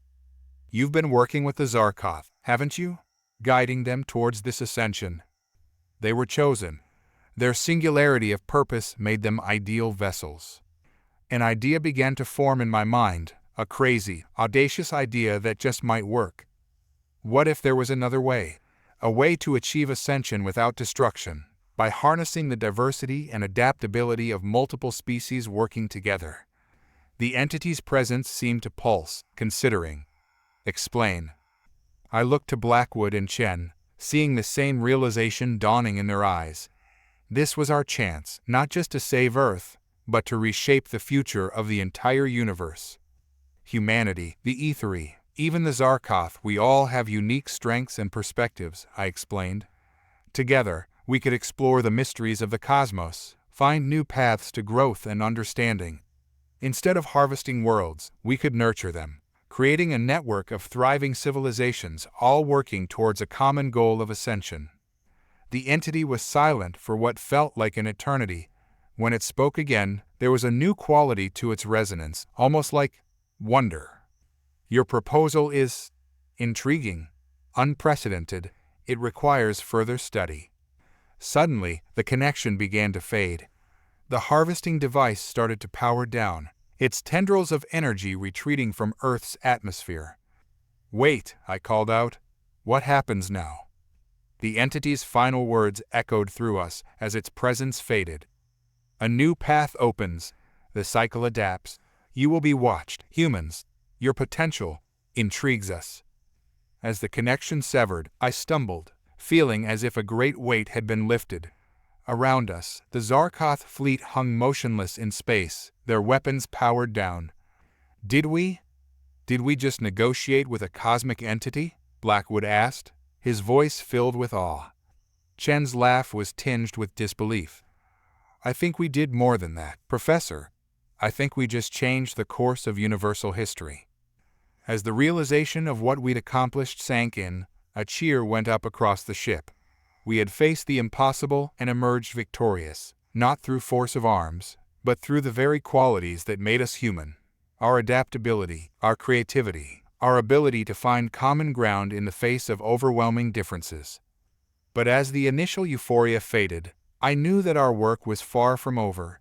We had opened a door to a new era of cosmic cooperation, but it would take all of our skill and diplomacy to walk through it. The Zar'koth, the Aethery, and who knew how many other species out there, we now had the opportunity to forge a new path together. A path towards understanding, growth, and perhaps, one day, the very ascension that the cosmic entity spoke of. As I looked out at the stars, no longer a barrier, but a bridge to new horizons, I felt a profound sense of both responsibility and hope. Humanity had taken its first real steps into the galactic community, and the universe would never be the same. The resonance of our valor had echoed across the cosmos, and now the true adventure was just beginning. The days following our encounter with the cosmic entity were a whirlwind of activity. As the Odyssey docked with the International Space Station, now expanded and serving as Earth's primary off-world diplomatic center, I found myself thrust into a series of high-level meetings that would shape the future of not just humanity, but the entire galactic community. General Hawthorne greeted us as we disembarked, his weathered face a mix of pride and exhaustion. Harper, I don't know whether to promote you or court-martial you for what you've pulled off. The president is waiting to speak with you. I nodded, feeling the weight of responsibility settle on my shoulders. What about the Zar'koth fleet? Still in orbit, powered down just like you reported. We've got ethery ships keeping an eye on them, but so far, they've made no aggressive moves. As we made our way through the station, I was struck by the sight of humans working alongside ethery, their energy forms shimmering as they interfaced with our technology. It was a glimpse of the future we were now stepping into. The meeting with the President and the United Earth Council was intense. I recounted our experiences, from the initial battle to our communication with a cosmic entity. As I spoke, I could see the implications sinking in for the assembled leaders. So, the President said, leaning forward, you're telling me that we're now part of some grand cosmic experiment? That this entity is watching us? I nodded. That's one way to put it, Madam President, but I see it more as an opportunity. We've been given a chance to prove that cooperation and mutual growth are possible on a universal scale. One of the council members, a gruff former admiral, spoke up. And the Zar'koth? Are we just supposed to forgive and forget their invasion? It was a fair question, and one I had been grappling with myself. Sir, the Zar'koth were being used, guided by this entity towards a destructive path. Now that that guidance has been withdrawn, we have a unique opportunity for diplomacy. The discussions went on for hours, debating the risks and potential of our new situation. In the end, it was decided that we would extend an invitation to both the Zar'koth and ethery leadership for a summit on Earth. As I left the meeting, exhausted but hopeful, I found Professor Blackwood waiting for me. Jack, you need to see this, he said, his eyes alight with excitement. He led me to one of the station's observation decks. As I looked out at Earth below, I gasped. Visible even from space, points of light had appeared across the planet's surface, pulsing with a familiar energy. Are those? I began, hardly daring to believe it. Blackwood nodded. Nexus points. They're becoming active all over the planet. It's as if Earth itself is waking up, responding to our new role in the cosmos. The implications were staggering. Earth wasn't just a nexus point. It was a nexus of nexus points, a cosmic crossroads of unimaginable importance. Over the next few weeks, as preparations for the summit continued, more changes became apparent. Humans worldwide reported instances of heightened intuition, flashes of precognition, and even limited telekinetic abilities. It seemed our brush with the cosmic entity had awakened something within us, accelerating our own evolution. The day of the summit arrived, and I found myself standing on a stage before a global audience, flanked by representatives of the ethery, and, most surprisingly, the Zar'koth. The alien leader, free from the influence of the cosmic entity, seemed almost lost, seeking a new purpose for his people. As I stepped up to the podium, I felt the weight of history on my shoulders. This speech would set the tone for humanity's future among the stars. People of Earth, honored representatives of the ethery and Zar'koth, I began, my voice steady. We stand at a crossroads not just for our world, but for the entire universe. We have been given an opportunity and a responsibility beyond anything we could have imagined. I paused, looking out at the sea of faces, human and alien alike. The path ahead will not be easy. We have conflicts to resolve, trust to build, and countless challenges to overcome. But we also have something unique, the combined strength of three species, each with its own perspective, its own gifts to bring to this cosmic table. As I continued, outlining a vision of a galactic alliance dedicated to mutual growth and exploration, I could feel a sense of hope and possibility building in the audience. We had faced annihilation and emerged not just victorious, but transformed. The resonance of our valor had indeed echoed across the cosmos, and now it was time for that echo to become a symphony of cooperation and discovery.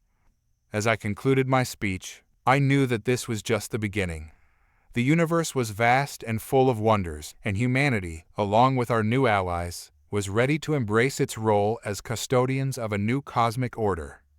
The stars beckoned, and we would answer their call, not as conquerors, but as explorers, diplomats, and guardians of a delicate cosmic balance. Our greatest adventure was just beginning. The months following the Earth summit were a whirlwind of activity and change. As humanity grappled with its new role in the cosmic order, I found myself at the center of it all, bridging the gap between our world and the vast universe beyond.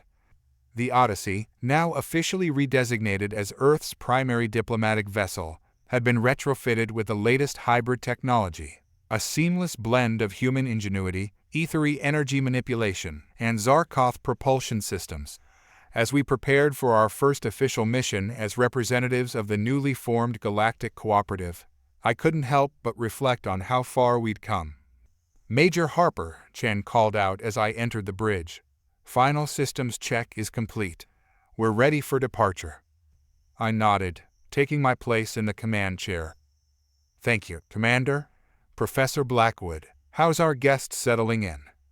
Blackwood entered, followed by a shimmering ethery form and, most surprisingly, a Zar'koth representative. "Quite well, I'd say.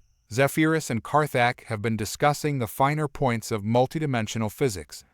I must admit, most of it goes over my head." The sight of an ethery and a Zar'koth working together still took some getting used to, but it was a powerful symbol of the changes we'd set in motion. "Karthak," I addressed the Zar'koth, still marveling at how quickly they'd adapted to individual names and identities after being freed from the cosmic entity's influence. "Are you ready for this?" The alien's multifaceted eyes blinked in what I'd come to recognize as a gesture of affirmation. "Indeed, Major Harper. My people owe a great debt to yours. This mission is the first step in repaying it." Our mission was both simple and monumentally complex: to make contact with other spacefaring civilizations and invite them to join the Galactic Cooperative. The cosmic entity's withdrawal had left a power vacuum in the galaxy, and we aimed to fill it with a network of mutual cooperation and advancement. As the Odyssey broke free of Earth's orbit, the vastness of space stretched out before us, filled with both promise and potential danger. "Set course for the Cygnus Arm," I ordered. Our long-range scans detected signs of advanced civilization in that sector. As we engaged our hybrid FTL drive, the stars blurred into streaks of light. The journey that would have taken years with our old technology now took mere days. We dropped out of FTL in a system orbiting a binary star, immediately detecting signs of massive artificial structures. "My God," Blackwood whispered, staring at the sensor readings. "Those structures, they're Dyson swarms, harnessing the entire energy output of both stars." Before we could marvel further at the technological achievement before us, our comm system crackled to life. A voice, somehow simultaneously melodic and mechanical, filled the bridge. "Unknown vessel, you have entered the space of the Quantum Collective. State your purpose or be atomized." I exchanged glances with my diverse crew, each nod affirming our readiness for this moment. "This is Major Jack Harper of the Earthship Odyssey, representing the Galactic Cooperative. We come in peace, seeking dialogue and mutual exchange of knowledge." There was a pause, and for a moment, I feared we had somehow offended this clearly advanced civilization. Then, the voice returned, this time with a note of curiosity. "Earth, Galactic Cooperative. These designations are unknown to us. Your ship's energy signature is intriguing. A curious blend of technologies. You may approach Nexus Station Alpha for further communication." As we navigated towards the massive space station at the heart of the Dyson swarm, I felt a familiar mix of excitement and apprehension. This was why we had come out here, to forge new connections, to learn and grow. The Quantum Collective, as we would soon learn, was a civilization of synthetic beings, a vast network of interconnected eyes that had long ago transcended their original creators. They were guardians of knowledge, cataloging the history and achievements of countless fallen civilizations. Our arrival, with our unique blend of technologies and species, fascinated them. As we shared our story, the Zar'koth invasion, the revelation of the cosmic entity, and the formation of our cooperative, I could sense a shift in their perception of us. You have achieved in mere months what many civilizations failed to accomplish in millennia, the collective's primary interface, a shimmering holographic form, stated. Your proposal of a galactic alliance based on mutual growth and discovery. It aligns with long-dormant protocols in our core programming. As negotiations progressed, I realized we were on the cusp of something truly monumental. The quantum collective's vast knowledge, combined with the Ethere's understanding of cosmic energy, the Zar'koth's advanced propulsion, and humanity's adaptability and creativity, the potential was staggering. But with great potential came great responsibility. As we laid the groundwork for the quantum collective's integration into the galactic cooperative, I knew that maintaining balance and preventing any one group from dominating would be a constant challenge. As I looked out at the magnificent Dyson swarm, its countless nodes working in perfect harmony, I was struck by a profound realization. This grand tapestry of diverse civilizations working together was the true resonance of our valor. The echo of our actions on Earth had reached across the stars, setting in motion a chain of events that could reshape the very fabric of galactic society. Our mission was far from over. In fact, it felt like we were just getting started. But for the first time since we'd ventured into the cosmos, I felt a deep sense of purpose and hope. Humanity had found its place among the stars, not as conquerors or victims, but as bridges between worlds, catalysts for a new era of cosmic cooperation. The universe, vast and mysterious, stretched out before us, and we were ready to face whatever challenges it might bring together. As the Odyssey made its way back to Earth, laden with the knowledge and technology shared by the Quantum Collective, I found myself in a reflective mood. The viewport in my quarters offered a spectacular view of the galaxy, stars streaking by as we traveled at speeds I once thought impossible. A chime at my door broke me from my reverie. "Enter," I called out. Professor Blackwood stepped in, his eyes alight with the excitement of new discoveries. "Jack, I've been going over the data from the Quantum Collective. It's revolutionary. Their understanding of cosmic energy patterns could be the key to stabilizing the nexus points on Earth." I nodded, gesturing for him to take a seat. "That's excellent news, Alan, but I sense there's more on your mind." He hesitated for a moment before speaking. "It's about the cosmic entity, the one we encountered during the Zar'koth invasion. The collective had records, ancient ones, speaking of similar beings. They called them the Shapers." A chill ran down my spine. "Go on." "According to their archives, the Shapers appear periodically throughout cosmic history, guiding the evolution of species, sometimes through destruction, sometimes through... Well, what happened with us? They're not malevolent, exactly, but their perspective is so vast that individual civilizations are like cells in a body." I leaned back, processing this information. "And what impressed this Shaper enough to change its mind about harvesting Earth?" Blackwood nodded enthusiastically. "Exactly. The collective believes that our ability to adapt, to find a third option where only destruction or submission seemed possible, was unprecedented. We may have altered the course of cosmic evolution itself." As I pondered the implications, another chime sounded. This time, it was Chen who entered, his face serious. "Major, we're picking up a distress signal. Sir, it's Zar'koth in origin." I was on my feet immediately. "Location: a system about 2 light-years off our current course. The signal's weak, but it's definitely them." I didn't hesitate. "Alter course, maximum speed." As we approached the source of the distress signal, the scene that greeted us was one of devastation. A Zar'koth science vessel, one of their new exploration ships, hung broken in space. But it wasn't weapons fire that had damaged it. "My God," Blackwood whispered as the sensor readings came in. "The fabric of space itself is torn in this region. It's like reality is unraveling." Karthak, our Zar'koth liaison, entered the bridge, his usual stoic demeanor shaken. This is why we sought to harvest nexus points, to prevent this." As we mounted a rescue operation, carefully navigating the dangerous anomalies, the full picture became clear. The Zar'koth ship had been studying this region, trying to understand the cosmic web that the Aethery had spoken of. But something had gone wrong, catastrophically so. Once the survivors were safely aboard, their leader, a Zar'koth scientist named Vexara, explained. We were attempting to map the energy flows between nexus points when our instruments detected a massive surge.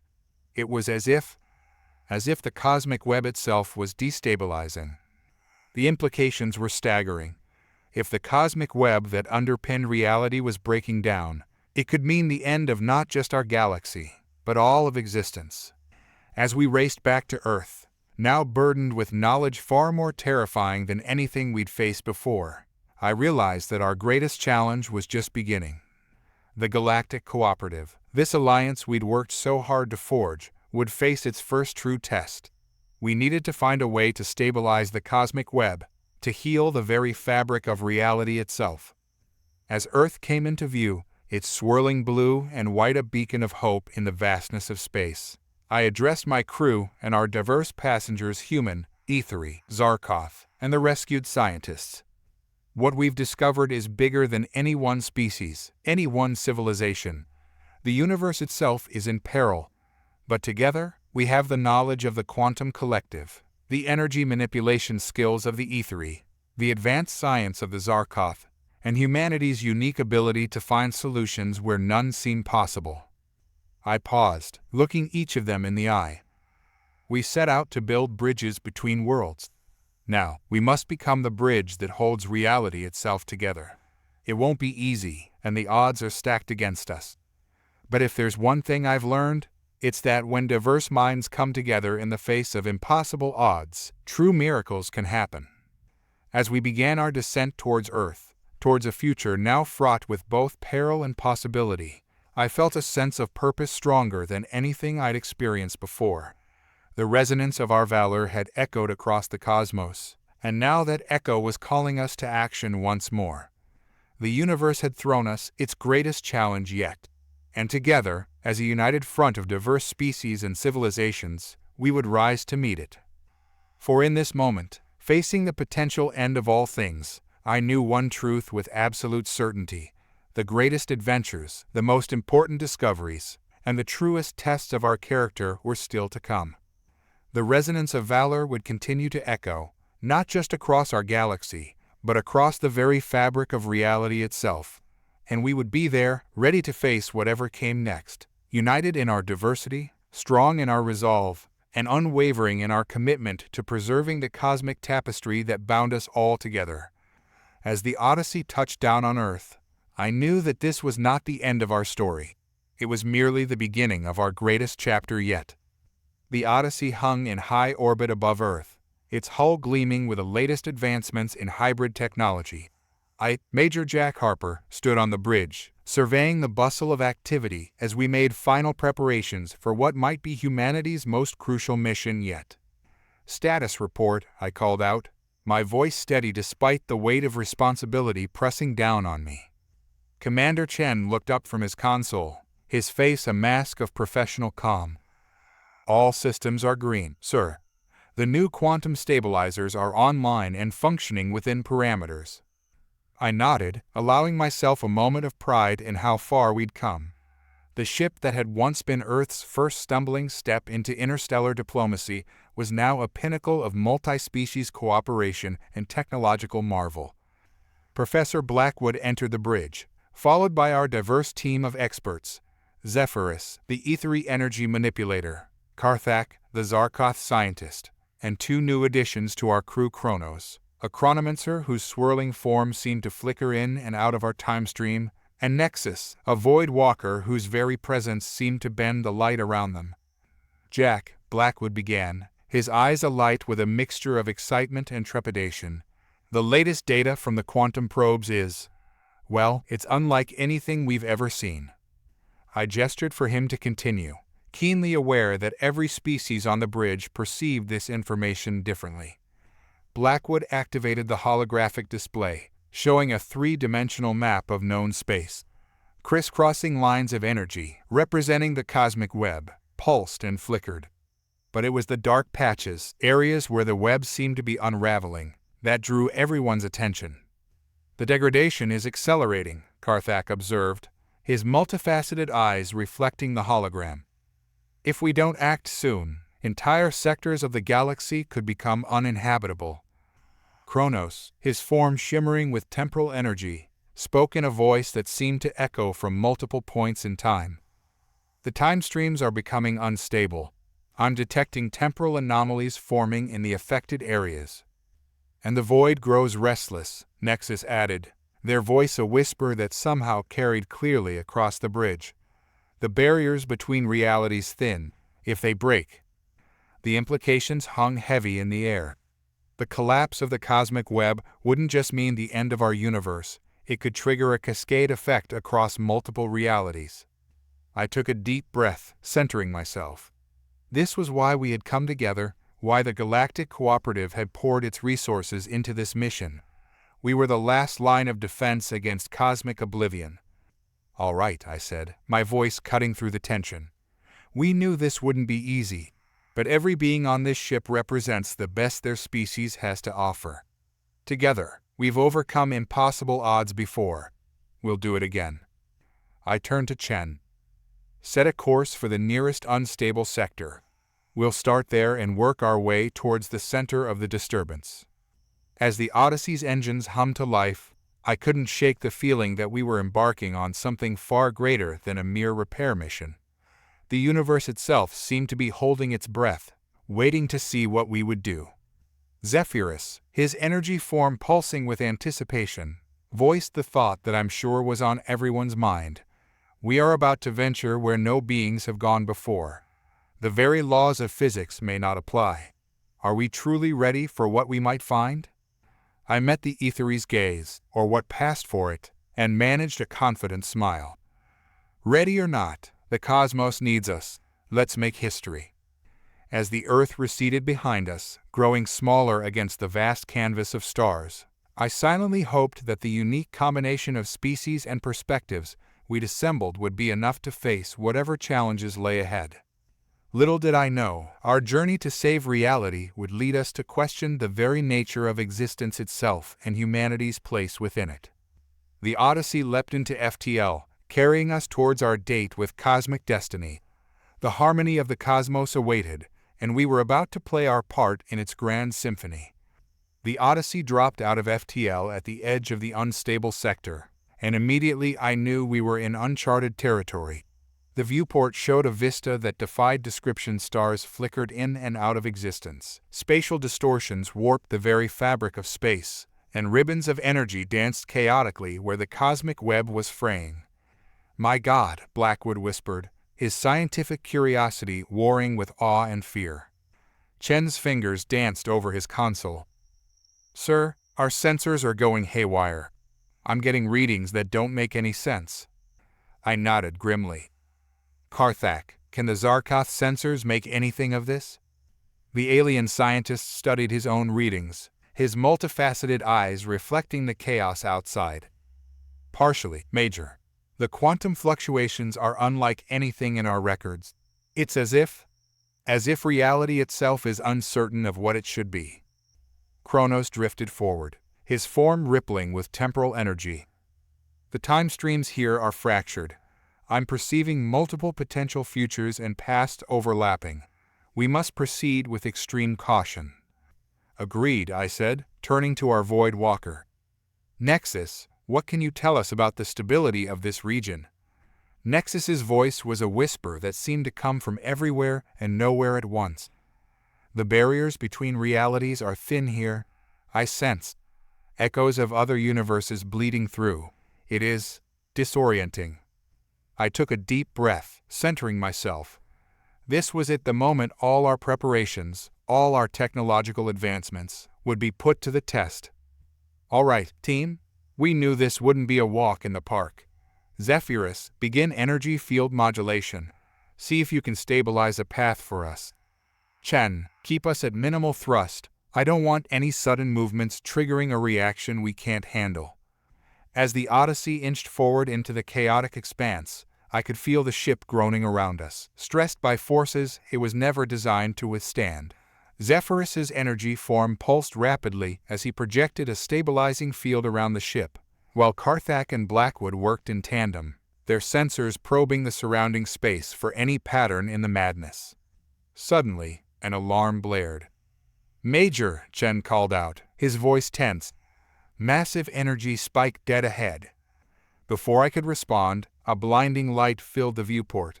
When it faded, I blinked in disbelief at what I saw. Floating before us was a massive structure, seemingly made of pure energy. Its form was constantly shifting, but it vaguely resembled a giant, multifaceted crystal. "Impossible," Carthac muttered.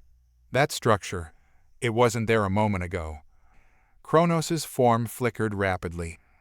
"It exists in multiple time streams simultaneously. It's a nexus point of some kind." As we watched in awe, tendrils of energy began to reach out from the structure towards our ship. I tensed, ready to order evasive maneuvers, but Nexus's quiet voice stopped me. "Wait," the Void Walker said. I sensed intent. "It's not hostile. It's curious." Before anyone could react, one of the energy tendrils touched the hull of the Odyssey. In that instant, I felt a presence in my mind vast, ancient, and utterly alien. Images and concepts flooded my consciousness faster than I could process them. I gasped, staggering back, and realized I wasn't alone. Every member of the crew seemed to be experiencing the same thing.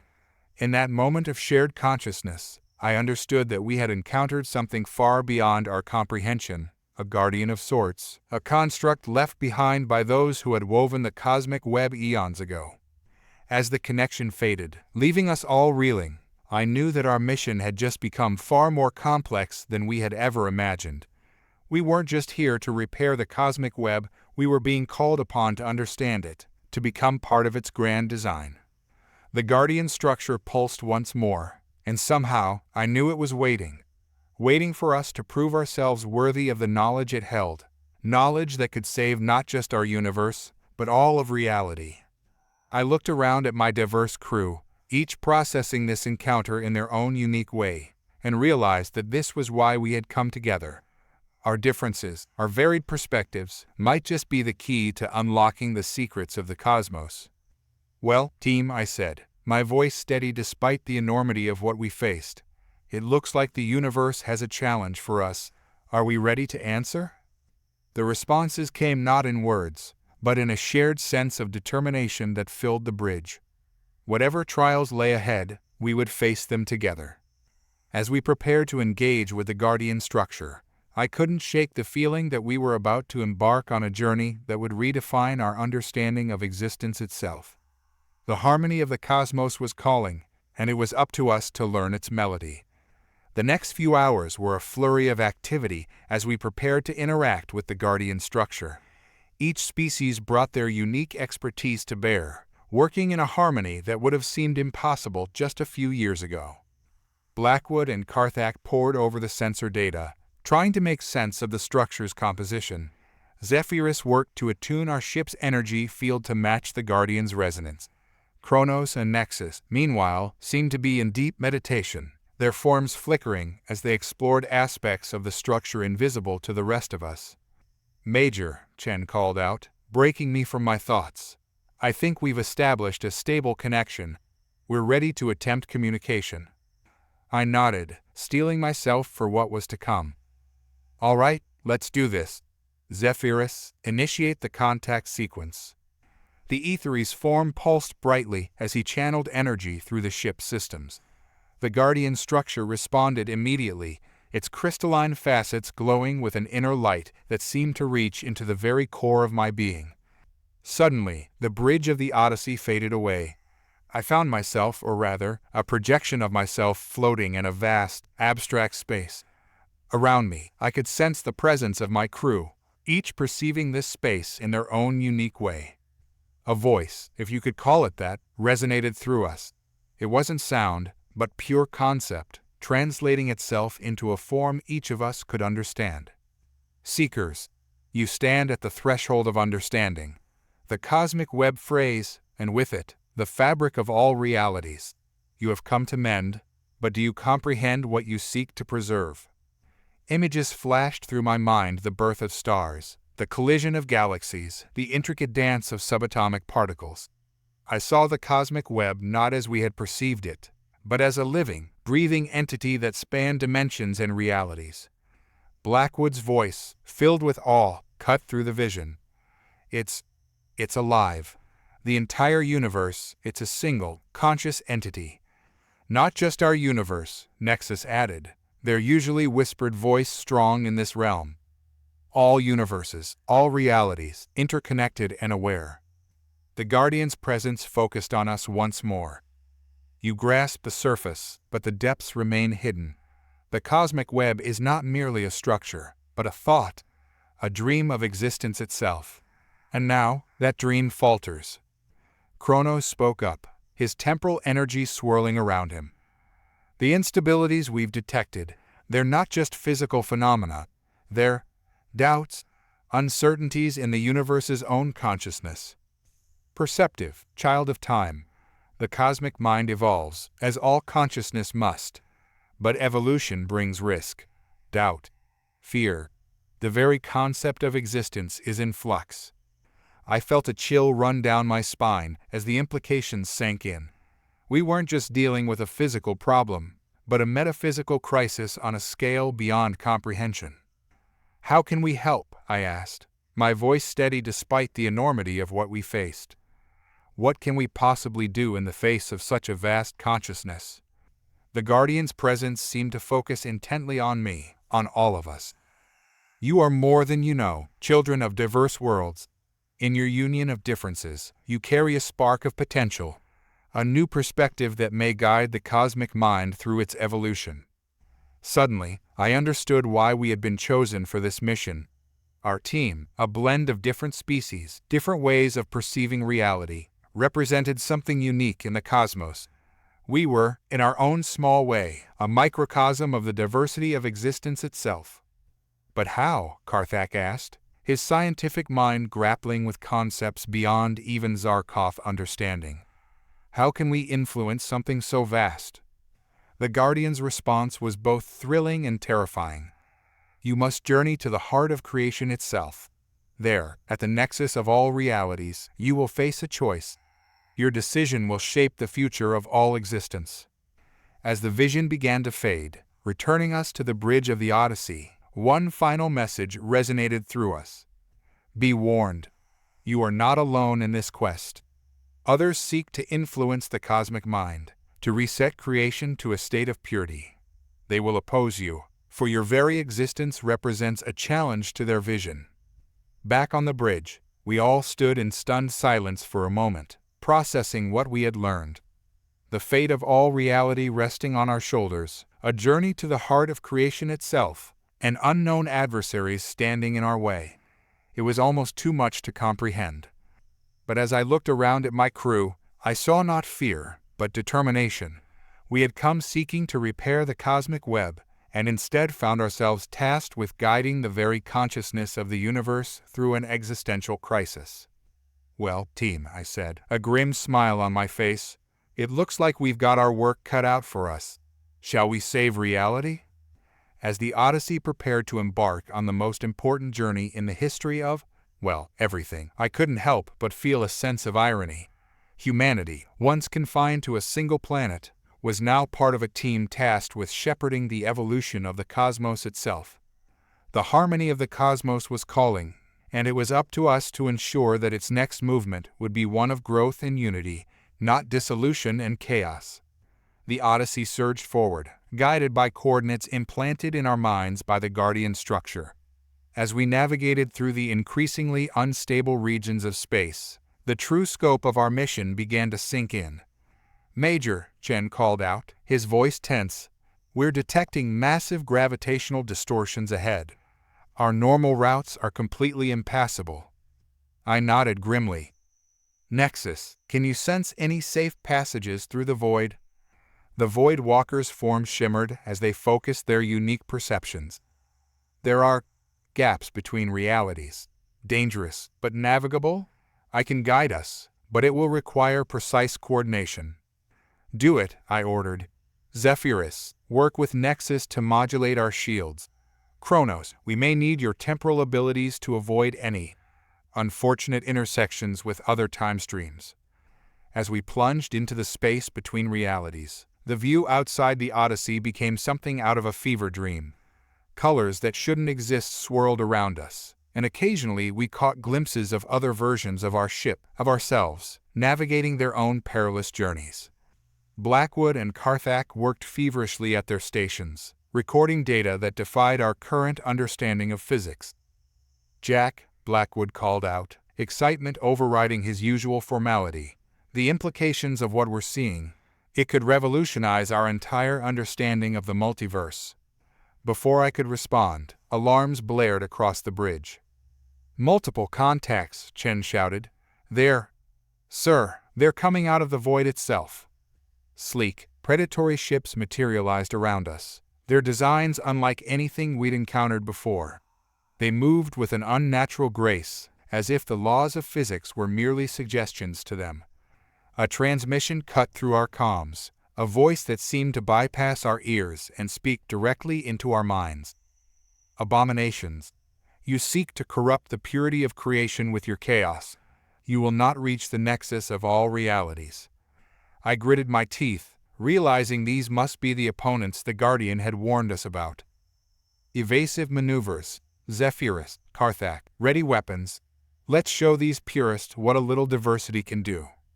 The void erupted into chaos as we engaged our attackers. The Odyssey, for all its advanced technology, was pushed to its limits. Our hybrid weapons lashed out, guided by Zephyrus's energy manipulation and Carthack's tactical genius. But our opponents were formidable. They seemed to phase in and out of reality, making them difficult targets. One of their energy beams struck us, and I felt the ship shudder. Hull breach on Deck 3, Chen reported. Emergency force fields are holding, but barely. Kronos' form flickered intensely. Major, I have an idea. It's risky, but it might give us the edge we need. At this point, I'm open to anything, I replied, bracing myself as another blast rocked the ship. I can create a localized time dilation field, Kronos explained. It will make us appear to move faster than our opponents, but it will put immense strain on the ship and crew. I weighed the options quickly. Do it. Everyone, brace yourselves. The next few moments were a blur of accelerated time and motion. I felt my body protest as we moved at speeds it wasn't designed for. But it worked. Our weapons found their marks, and two of the enemy ships erupted into spectacular explosions that seemed to tear holes in the fabric of space itself. As the time dilation field faded, leaving us all gasping and disoriented, I saw our opening. Nexus, get us out of here. Find us a path to the nexus of all realities. The Void Walker didn't respond verbally, but I felt the ship lurch as we plunged deeper into the space between realities. The remaining enemy ships tried to follow, but their shots went wide, distorted by the turbulent void. As we emerged from the chaos, a sight greeted us that defied description. Before us hung a massive phenomenon. Words failed to capture its essence. It was as if every possible reality converged on this single point, creating a swirling maelstrom of creation itself. The nexus of all realities, Blackwood whispered, his voice filled with awe. But we had little time to marvel. Our pursuers were regrouping, and I could sense more of them approaching from different vectors of reality. We need to reach the nexus, I said, my voice steady despite the enormity of what we faced. Whatever trials await us there, whatever choice we must make, it's our only hope of saving everything. As the Odyssey limped towards the heart of all creation, alarms blaring and systems strained to their breaking point, I couldn't help but feel a sense of destiny. Humanity, working alongside beings we once thought impossible, was about to face a challenge that would determine the fate of all existence. The harmony of the cosmos hung in the balance, and we were about to play the most crucial note in its eternal symphony. As we approached the nexus of all realities, the very fabric of space-time seemed to warp and twist around us. The Odyssey groaned under the strain, systems flickering as they struggled to cope with the impossible forces surrounding us. Hull integrity at 62% and falling, Chen reported, his voice tense but controlled. We can't take much more of this, Major. I nodded grimly. Zephyrus, Karthak, pour everything you've got into our shields. Kronos, can you create a temporal bubble around the ship? Buy us a little more time? The chronomancer's form pulsed with effort. I can try, but the temporal currents here are chaotic. I can't guarantee stability. Do what you can, I ordered. Nexus, guide us in. If there's a safe path to the Nexus, find it. As we inched closer to the swirling maelstrom of realities, I felt a presence brush against my mind. It was vast, incomprehensible, the collective consciousness of all existence focusing its attention on our tiny ship. Suddenly, a blinding light engulfed us. When it faded, I found myself, or rather, a projection of myself standing in a space that defied description. It was as if I was everywhere and nowhere at once, perceiving all possible realities simultaneously. Around me, I sensed rather than saw the rest of my crew, each experiencing this phenomenon in their own unique way. And before us, a sight that staggered the imagination, the cosmic mind itself, manifested as a swirling vortex of pure creation. A voice that was more concept than sound resonated through us. You have come, seekers of harmony, but are you prepared for the choice that lies before you? Images and sensations flooded my mind, the entire history of the universe, countless potential futures, the delicate balance of forces that kept reality intact. I understood, in that moment, the true nature of our mission. The cosmic mind was at a crossroads. The chaos and diversity represented by our team pulled it towards continued evolution and growth. But there was another pull towards stasis, purity, a reset to some primordial state of perfection. The enemy ships, Karthak's thoughts reached me. They seek to influence the cosmic mind towards stasis. A universe without change, Blackwood added, his scientific mind grappling with the implications. Without diversity or growth. Without free will, I realized, the horror of such a fate sinking in. The cosmic mind's presence focused on us once more. The choice is yours. Embrace the chaos of growth and risk the collapse of all realities. Or choose stasis, perfect but unchanging for all eternity. I felt the weight of this decision pressing down on me. How could we possibly make such a monumental choice? The fate of all existence hanging on our decision. But then I looked at my crew, human, Ethery, Zar'koth, Chronomancer, and Void Walker, each unique, each bringing their own perspective and strengths, and I understood. We choose growth, I said, my voice steady despite the enormity of the moment. We choose diversity, change, and the potential for something greater. Zephyrus's energy form pulsed in agreement. Stasis is merely another form of death. True life requires change, even if it brings risk. Karthak, once part of a hive mind seeking to harvest worlds, nodded. We have seen the power of adaptation, of different minds working together. It is the path forward. Kronos and Nexus, beings who perceived reality in ways we could barely comprehend, added their agreement. The choice was unanimous. As our decision resonated through the Nexus, I felt the cosmic mind shift. The swirling vortex of realities began to align, finding a new harmony in their diversity. But our opponents weren't done. With a surge of energy, the enemy ships breached the Nexus. Their pilots, beings of pure energy dedicated to the idea of cosmic purity, launched a final, desperate attack. You doom all of existence with your chaos, their leaders' thoughts boomed. We will reset creation, purge the impurities you represent. As reality itself seemed to waver around us, teetering on the brink of collapse or rebirth, I realized that our choice alone wasn't enough. We had to defend it, to prove the strength that comes from diversity and cooperation. Together, I called out to my crew, show the cosmic mind the power of our unity. As one, we focused our thoughts, our very essences, into a single purpose.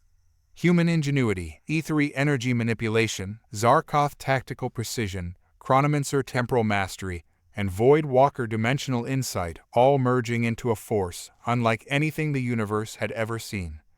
The nexus of all realities erupted into a spectacular battle of wills and energies. Our combined force clashed with the Purity Seekers, each side fighting not just for victory, but for the very nature of existence itself. As the conflict reached its peak, I felt something shift in the fabric of reality. The cosmic mind, observing our struggle, seemed to reach a decision of its own. A pulse of energy, more powerful than anything I'd ever experienced, radiated out from the heart of the Nexus. In that moment, I understood that the universe had made its choice. And as the light engulfed us once more, I knew that nothing would ever be the same again. When the blinding light faded, I found myself back on the bridge of the Odyssey. For a moment, everything was silent, as if the universe itself was holding its breath. "Status report," I managed to croak out, my voice hoarse as if I'd been shouting for hours. Chen blinked, shaking off the disorientation. "All systems operational, sir. In fact, they're better than operational. It's as if the ship has been completely renewed." I looked around, noticing that the damage we'd sustained was gone. More than that, the Odyssey seemed to hum with a new energy, as if it had been upgraded by forces beyond our comprehension. Blackwood's excited voice cut through the haze. "Major, you need to see this." As I made my way to his station, I noticed that each member of our diverse crew seemed changed. Zephyrus's energy form pulsed with new colors we'd never seen before. Karthak's exoskeleton shimmered with an iridescence that seemed to bend light around it. Chronos and Nexus, always difficult to perceive, now seemed to exist in multiple states simultaneously. "What am I looking at, Professor?" I asked, staring at the sensor readings on his screen. "Everything, Jack," Blackwood replied, his voice filled with awe. "And I mean everything. Our sensors are picking up data from multiple realities, time streams, dimensions we never knew existed. It's as if the universe has opened itself up to us." Karthak joined us, his multifaceted eyes reflecting the streams of data. "The cosmic web," he said. "It's not just repaired, it's evolved, grown more complex, more resilient." "We did it," Zephyrus's thoughts resonated through the bridge. "Our choice, our defense of diversity and growth, the cosmic mind accepted it." A new voice, one that seemed to come from everywhere and nowhere, filled the ship. It was the Guardian we'd encountered earlier, but now it felt more present, more connected to us. "You have done more than succeed in your mission, Seekers of Harmony. You have ushered in a new era of cosmic evolution." The main viewscreen activated, showing us a view of space that took my breath away. The universe seemed more vibrant, more alive. Stars pulsed with new energies, and I could almost see the strands of the cosmic web connecting everything. "The choice you made, and your willingness to defend it, has resonated through all realities. The cosmic mind has embraced change, diversity, and the potential for growth. But with this choice comes great responsibility." I nodded, understanding the weight of what we'd done. "What happens now?" I asked. "Now, you become the guardians of this new cosmic order. Your unity and diversity will be the example that guides the evolution of all existence." As the Guardian's presence faded, I looked around at my crew. Each of us had been changed by this experience, granted insights and abilities beyond our former limitations. We were no longer just representatives of our individual species, we had become something more, bridges between realities. "So," Chen said, a hint of his old humor returning, "just another day at the office, right, Major?" I couldn't help but laugh. "Just another day of reshaping the fundamental nature of reality, Commander. All in a day's work." As we set a course back to Earth, I knew that our journey was far from over. We had a universe, no, a multiverse to explore, to protect, and to guide towards a future of infinite possibilities. The harmony of the cosmos had been preserved and enhanced, but it would need constant nurturing. New challenges would arise, new threats to the delicate balance we'd helped establish. But as I looked at my crew, This impossible team of diverse beings united in purpose, I felt a surge of hope. Whatever the cosmos might throw at us next, we would face it together. Humanity had come so far from its humble beginnings on a small blue planet. Now, we stood as part of a cosmic symphony, our unique notes blending with those of countless other species to create a melody of infinite complexity and beauty. The Odyssey leapt into FTL, carrying us towards a future bright with promise and possibility. The greatest adventure in the history of existence was just beginning, and we were ready to face it head-on. As we traveled through the newly evolved cosmic web, I couldn't help but smile. The harmony of the cosmos resonated within each of us, a reminder of the incredible journey we'd undertaken and the endless wonders that still awaited us among the stars. Our return to Earth was met with a mixture of awe and trepidation. As the Odyssey descended through the atmosphere, I could see the changes our mission had wrought on our home planet. The nexus points we'd observed before our departure now pulsed with vibrant energy, visible even from orbit. "My God," Blackwood whispered, staring at the sensor readings. "The energy output from these nexus points has increased exponentially. Earth itself seems to be evolving." As we touched down at the newly constructed Galactic Cooperative Headquarters, I saw that the changes weren't limited to the planet. The people greeting us moved with a new grace, their eyes alight with an inner fire that spoke of awakened potential.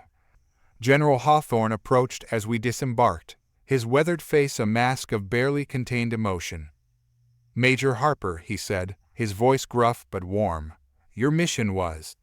well, I don't think we have words for what you've accomplished." I nodded, feeling the weight of our experience settling on my shoulders. "Sir, I'm not sure we fully understand it ourselves. The universe has changed, and we've changed with it." As we made our way to the debriefing room, I couldn't help but notice the looks of wonder and curiosity directed at our non-human crew members. The sight of a human walking alongside an Aethery, a Zar'koth, a chronomancer, and a void walker was no longer shocking, but inspiring. The debriefing lasted for hours as we recounted our journey, from the encounter with the Guardian to our final stand at the nexus of all realities. Scientists, military leaders, and government officials listened in rapt attention, their questions coming rapid fire as they tried to grasp the magnitude of what had occurred. "So, let me get this straight," one of the officials said, his brow furrowed in concentration. "The universe is conscious, and you've essentially guided it through an evolutionary leap."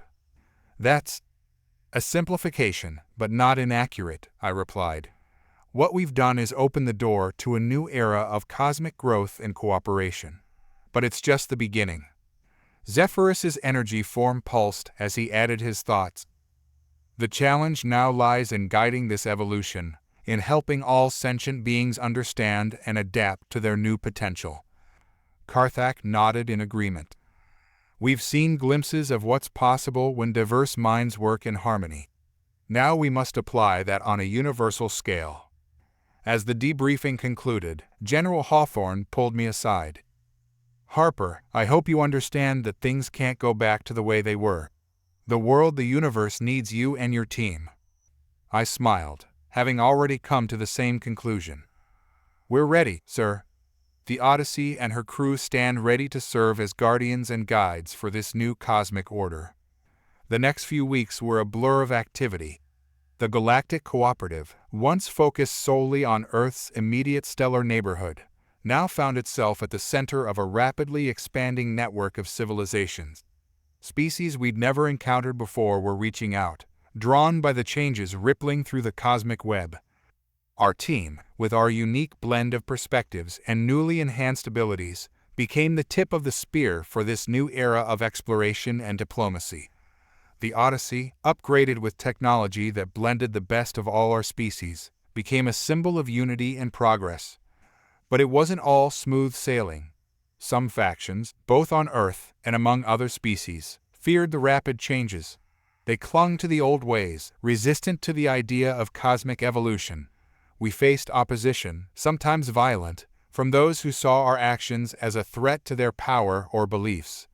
Yet for every challenge we faced, we found new allies. beings from across the multiverse, awakened to their connection to the cosmic consciousness, joined our cause. The Galactic Cooperative grew into something far greater, a multiversal alliance dedicated to nurturing the growth and harmony we'd helped set in motion. As I stood on the bridge of the Odyssey, preparing to embark on another mission to a newly discovered realm of reality, I felt a sense of purpose unlike anything I'd ever experienced. We were no longer just explorers or diplomats.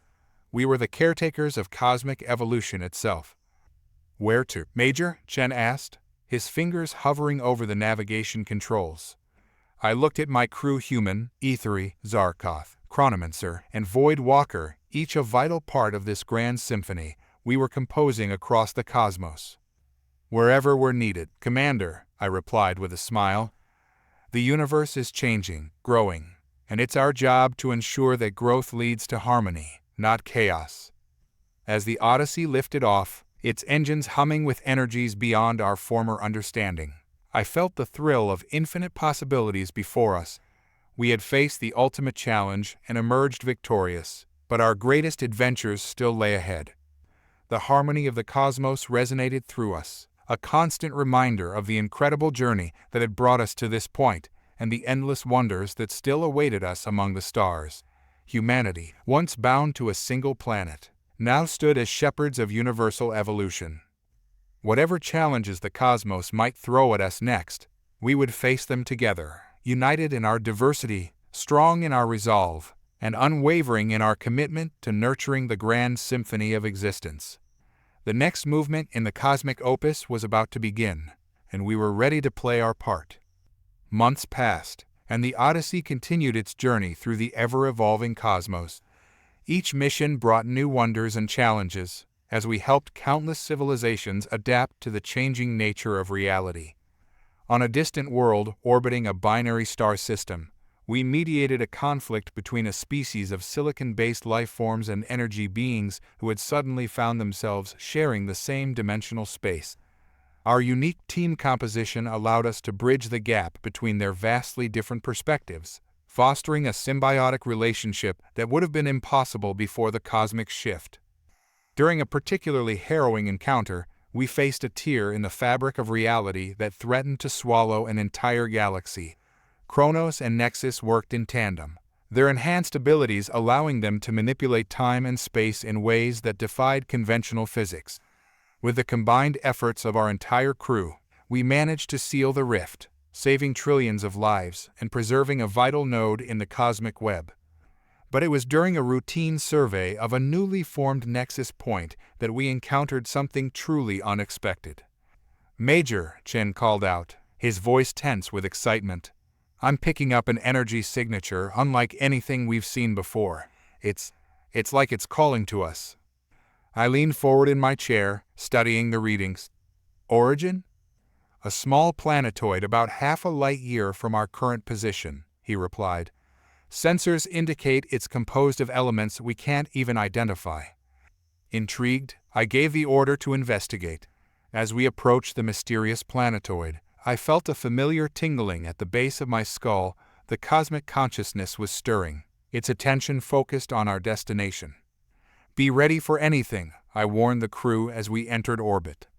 The planetoid's surface was a swirling mass of colors and patterns that seemed to shift and change as we watched. As we prepared to send down a landing party, a beam of energy shot up from the surface, enveloping the Odyssey in a cocoon of light. For a moment, I feared we were under attack. But then I felt it a presence, ancient and vast, touching our minds. "Guardians of the New Order," a voice resonated through us, similar to yet distinct from the cosmic entity we'd encountered before. "You have been summoned." In a flash of light, we found ourselves transported to the planetoid's surface. But surface wasn't quite the right word. We stood in a space that seemed to exist between realities, where the very concepts of up and down, here and there, blurred together. Before us stood a being that defied description. It shifted between forms, sometimes appearing humanoid, other times as a swirling vortex of energy, and occasionally as something so alien that our minds struggled to process it. "I am the architect," the being said, its voice echoing through multiple dimensions. one of many who seeded the cosmos with the potential for life and consciousness eons ago. I stepped forward, my voice steady despite the awe I felt. "We're honored by your presence, but why have you summoned us?" The architect's form shimmered, and I sensed a mix of pride and concern emanating from it. "Your actions have set in motion a new phase of cosmic evolution, one that we architects had long hoped for but feared might never come to pass. But with great change comes great risk." Images flashed through our minds, glimpses of realities where the cosmic shift had led to chaos and destruction, where the delicate balance of existence had been shattered. "You and your kind now stand at a crossroads," the architect continued. "The choices you make, the example you set, will determine the course of this new era. Will you rise to the challenge of true cosmic stewardship?" I looked at my crew, seeing the determination in their eyes, or whatever passed for eyes in the case of our more exotic members. We had come so far, faced so much. This was the moment we had been preparing for, perhaps without even knowing it. "We will," I said, my voice carrying the weight of not just humanity, but all the species we represented. "We understand the responsibility we bear. Whatever challenges lie ahead, we'll face them together, in the spirit of harmony and growth that has brought us this far." The architect's form pulsed with what I can only describe as approval. "Then it is time for the next stage of your journey. You have proven yourselves worthy of the legacy we left behind. Now, you must learn to wield it." With those words, the architect began to glow, its energy spreading out to envelop us. I felt knowledge and power beyond anything I'd ever imagined flowing into me, into all of us. The secrets of reality itself unfurled in my mind, bringing with them a deeper understanding of our place in the cosmic tapestry. As the energy faded, I looked at my crew and gasped. We had been transformed. Each of us now radiated with the power of the architects, our forms shifting between physical and energy states as we adapted to our new existence. "You are the new architects," the original being said, its voice fading as it dispersed its essence into us. "The guardians and shapers of the evolving cosmos. Go forth and guide creation towards harmony." In a flash, we found ourselves back on the bridge of the Odyssey. But the ship, like us, had been transformed. It was now a living extension of our will, capable of traversing realities and reshaping the very fabric of space-time. As we stood there, coming to terms with our new nature and the monumental task before us, I felt a sense of both excitement and trepidation. We had started this journey as explorers, become guardians, and now found ourselves elevated to the role of cosmic architects. "Well, team," I said, my voice resonating with newfound power, "it looks like our greatest adventure is just beginning. Shall we see what this new cosmos has in store for us?" The response was unanimous. As one, we reached out with our enhanced senses, feeling the pulse of the universe, the multiverse around us. The harmony of the cosmos sang to us, and we were ready to add our own unique notes to its eternal symphony. With a thought, the Odyssey leapt into action, carrying us towards our destiny as the shepherds of a new cosmic age. The challenges ahead were immense, but so was our resolve. Together, we would guide the evolution of existence itself, ensuring that the spark of diversity and growth we had ignited would blaze into a brilliant future for all of creation. Our transformation into new architects marked the beginning of an era unlike anything the cosmos had ever seen. With our newfound abilities, we could perceive the intricate workings of reality itself, from the quantum dance of subatomic particles to the grand movements of galactic superclusters. Our first task was to stabilize the rapidly evolving cosmic web. Regions of space that had been torn asunder by the initial shift now required careful mending. We worked in perfect harmony, each member of our diverse team bringing their unique perspective to bear on the challenges we faced. I watched in awe as Zephyrus, now a being of pure energy, wove strands of reality back together with graceful precision. Karthak, his form now a shifting lattice of crystalline structures, calculated and implemented complex algorithms that balance the forces of creation. Kronos and Nexus, their essences now intertwined with the very fabric of space-time, guided us through the treacherous currents of causality. But it was during our work in the Andromeda Galaxy that we encountered our first true test as new architects. A cluster of young civilizations, newly awakened to their cosmic potential, had begun to war amongst themselves.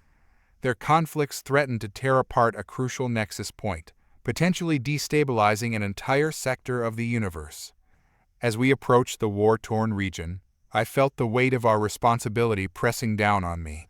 We had the power to end the conflict with a thought, to reshape these civilizations according to our will. But that was not our purpose. "Remember," I said to my team, my voice resonating across multiple dimensions, "we are guides, not tyrants. Our role is to nurture growth and understanding, not to dictate the course of evolution." We descended into the heart of the conflict, our presence immediately drawing the attention of the warring factions. Their weapons, advanced by their own standards, but primitive compared to our new nature, fell silent as we manifested before them. "People of Andromeda," I began, my words translating instantly across all languages and modes of communication. "We come not to judge or to rule, but to offer a choice." Over the next several days, though time had become a fluid concept for us, we worked tirelessly to help these young species understand the greater context of their existence. We showed them visions of the cosmic web, helped them feel the pulse of universal consciousness that connected all living things.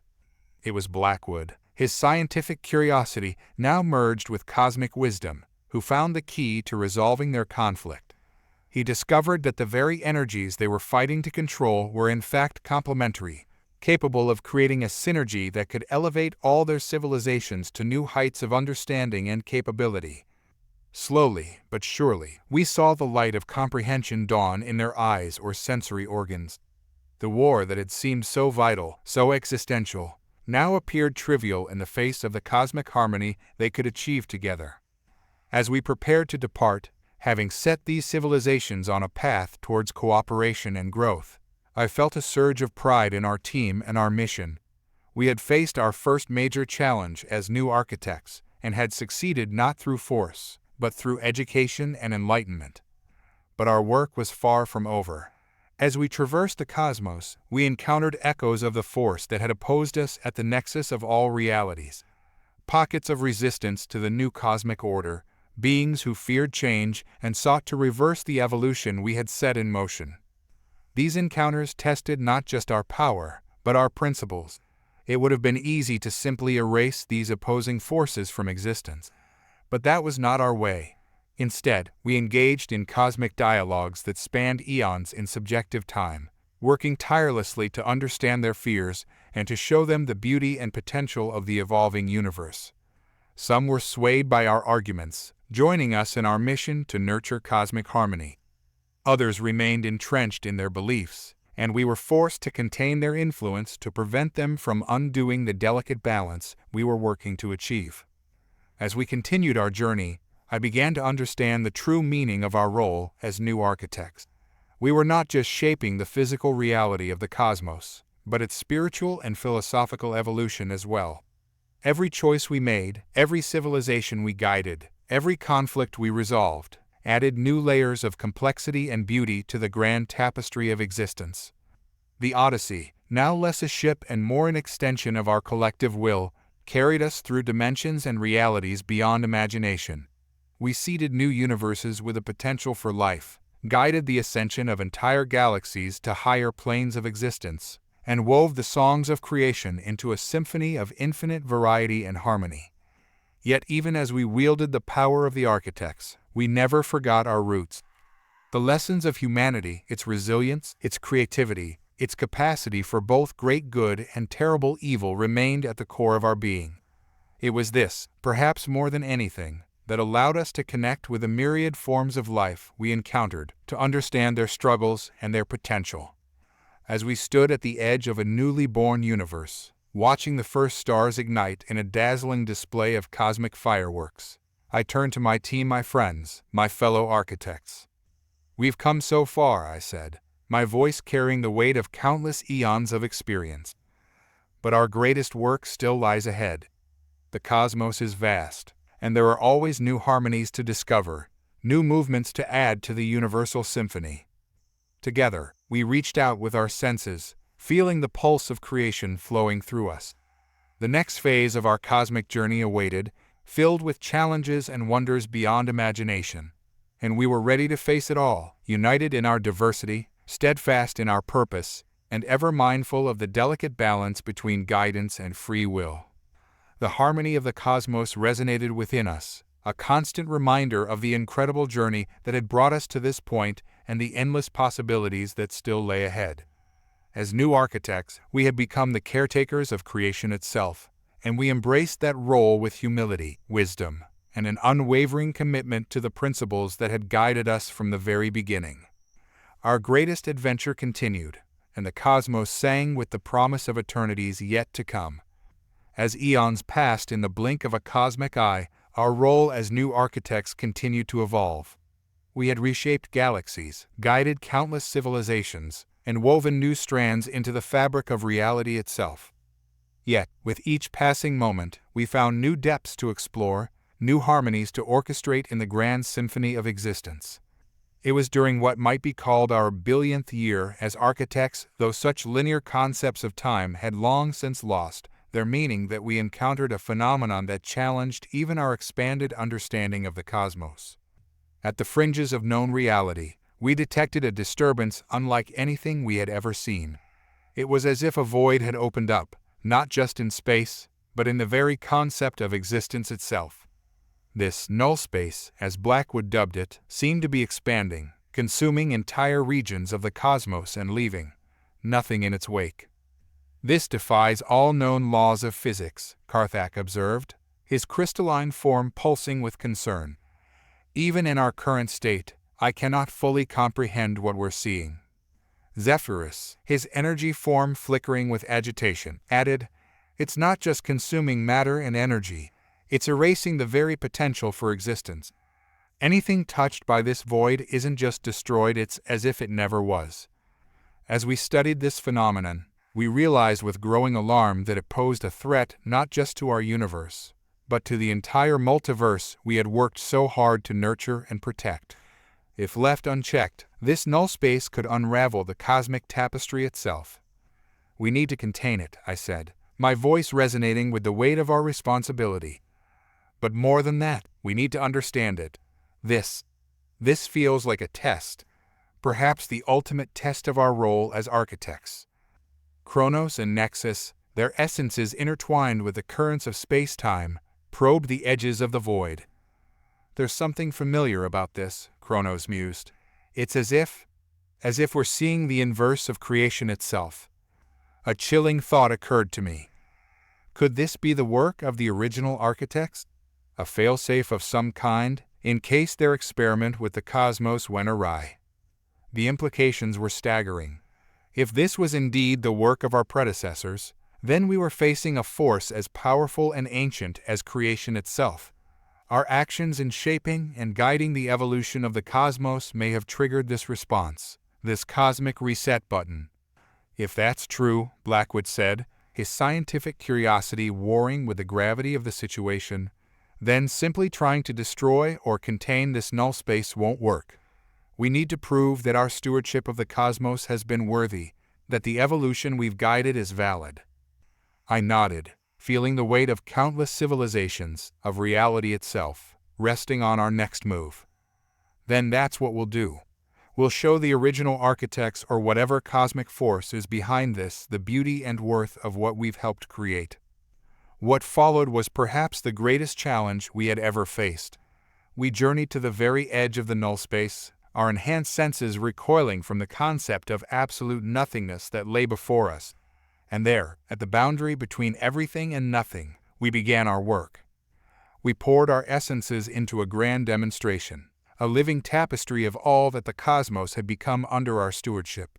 We showed the diversity of life that had flourished, the civilizations that had ascended to heights of knowledge and wisdom beyond imagination.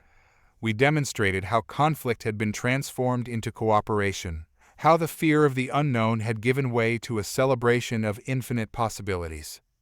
Kronos and Nexus wove time and space into a grand narrative, showing the progression from primordial chaos to complex harmony.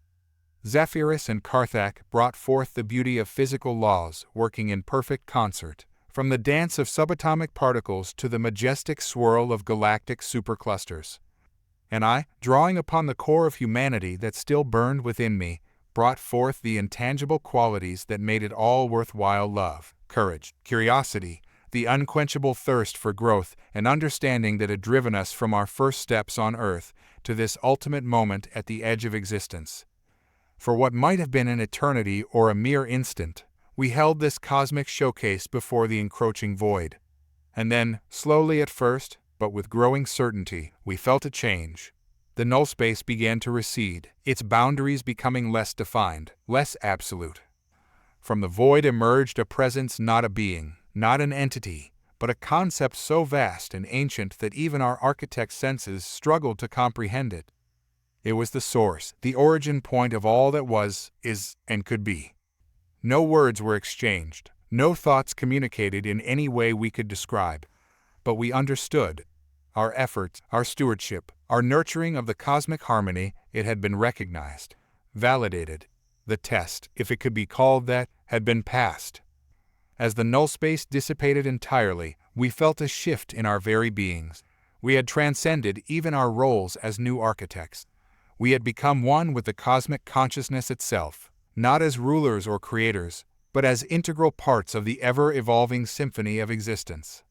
In that moment of ultimate transcendence, I felt the echoes of our original journey from Earth to the stars, from mortality to cosmic guardianship.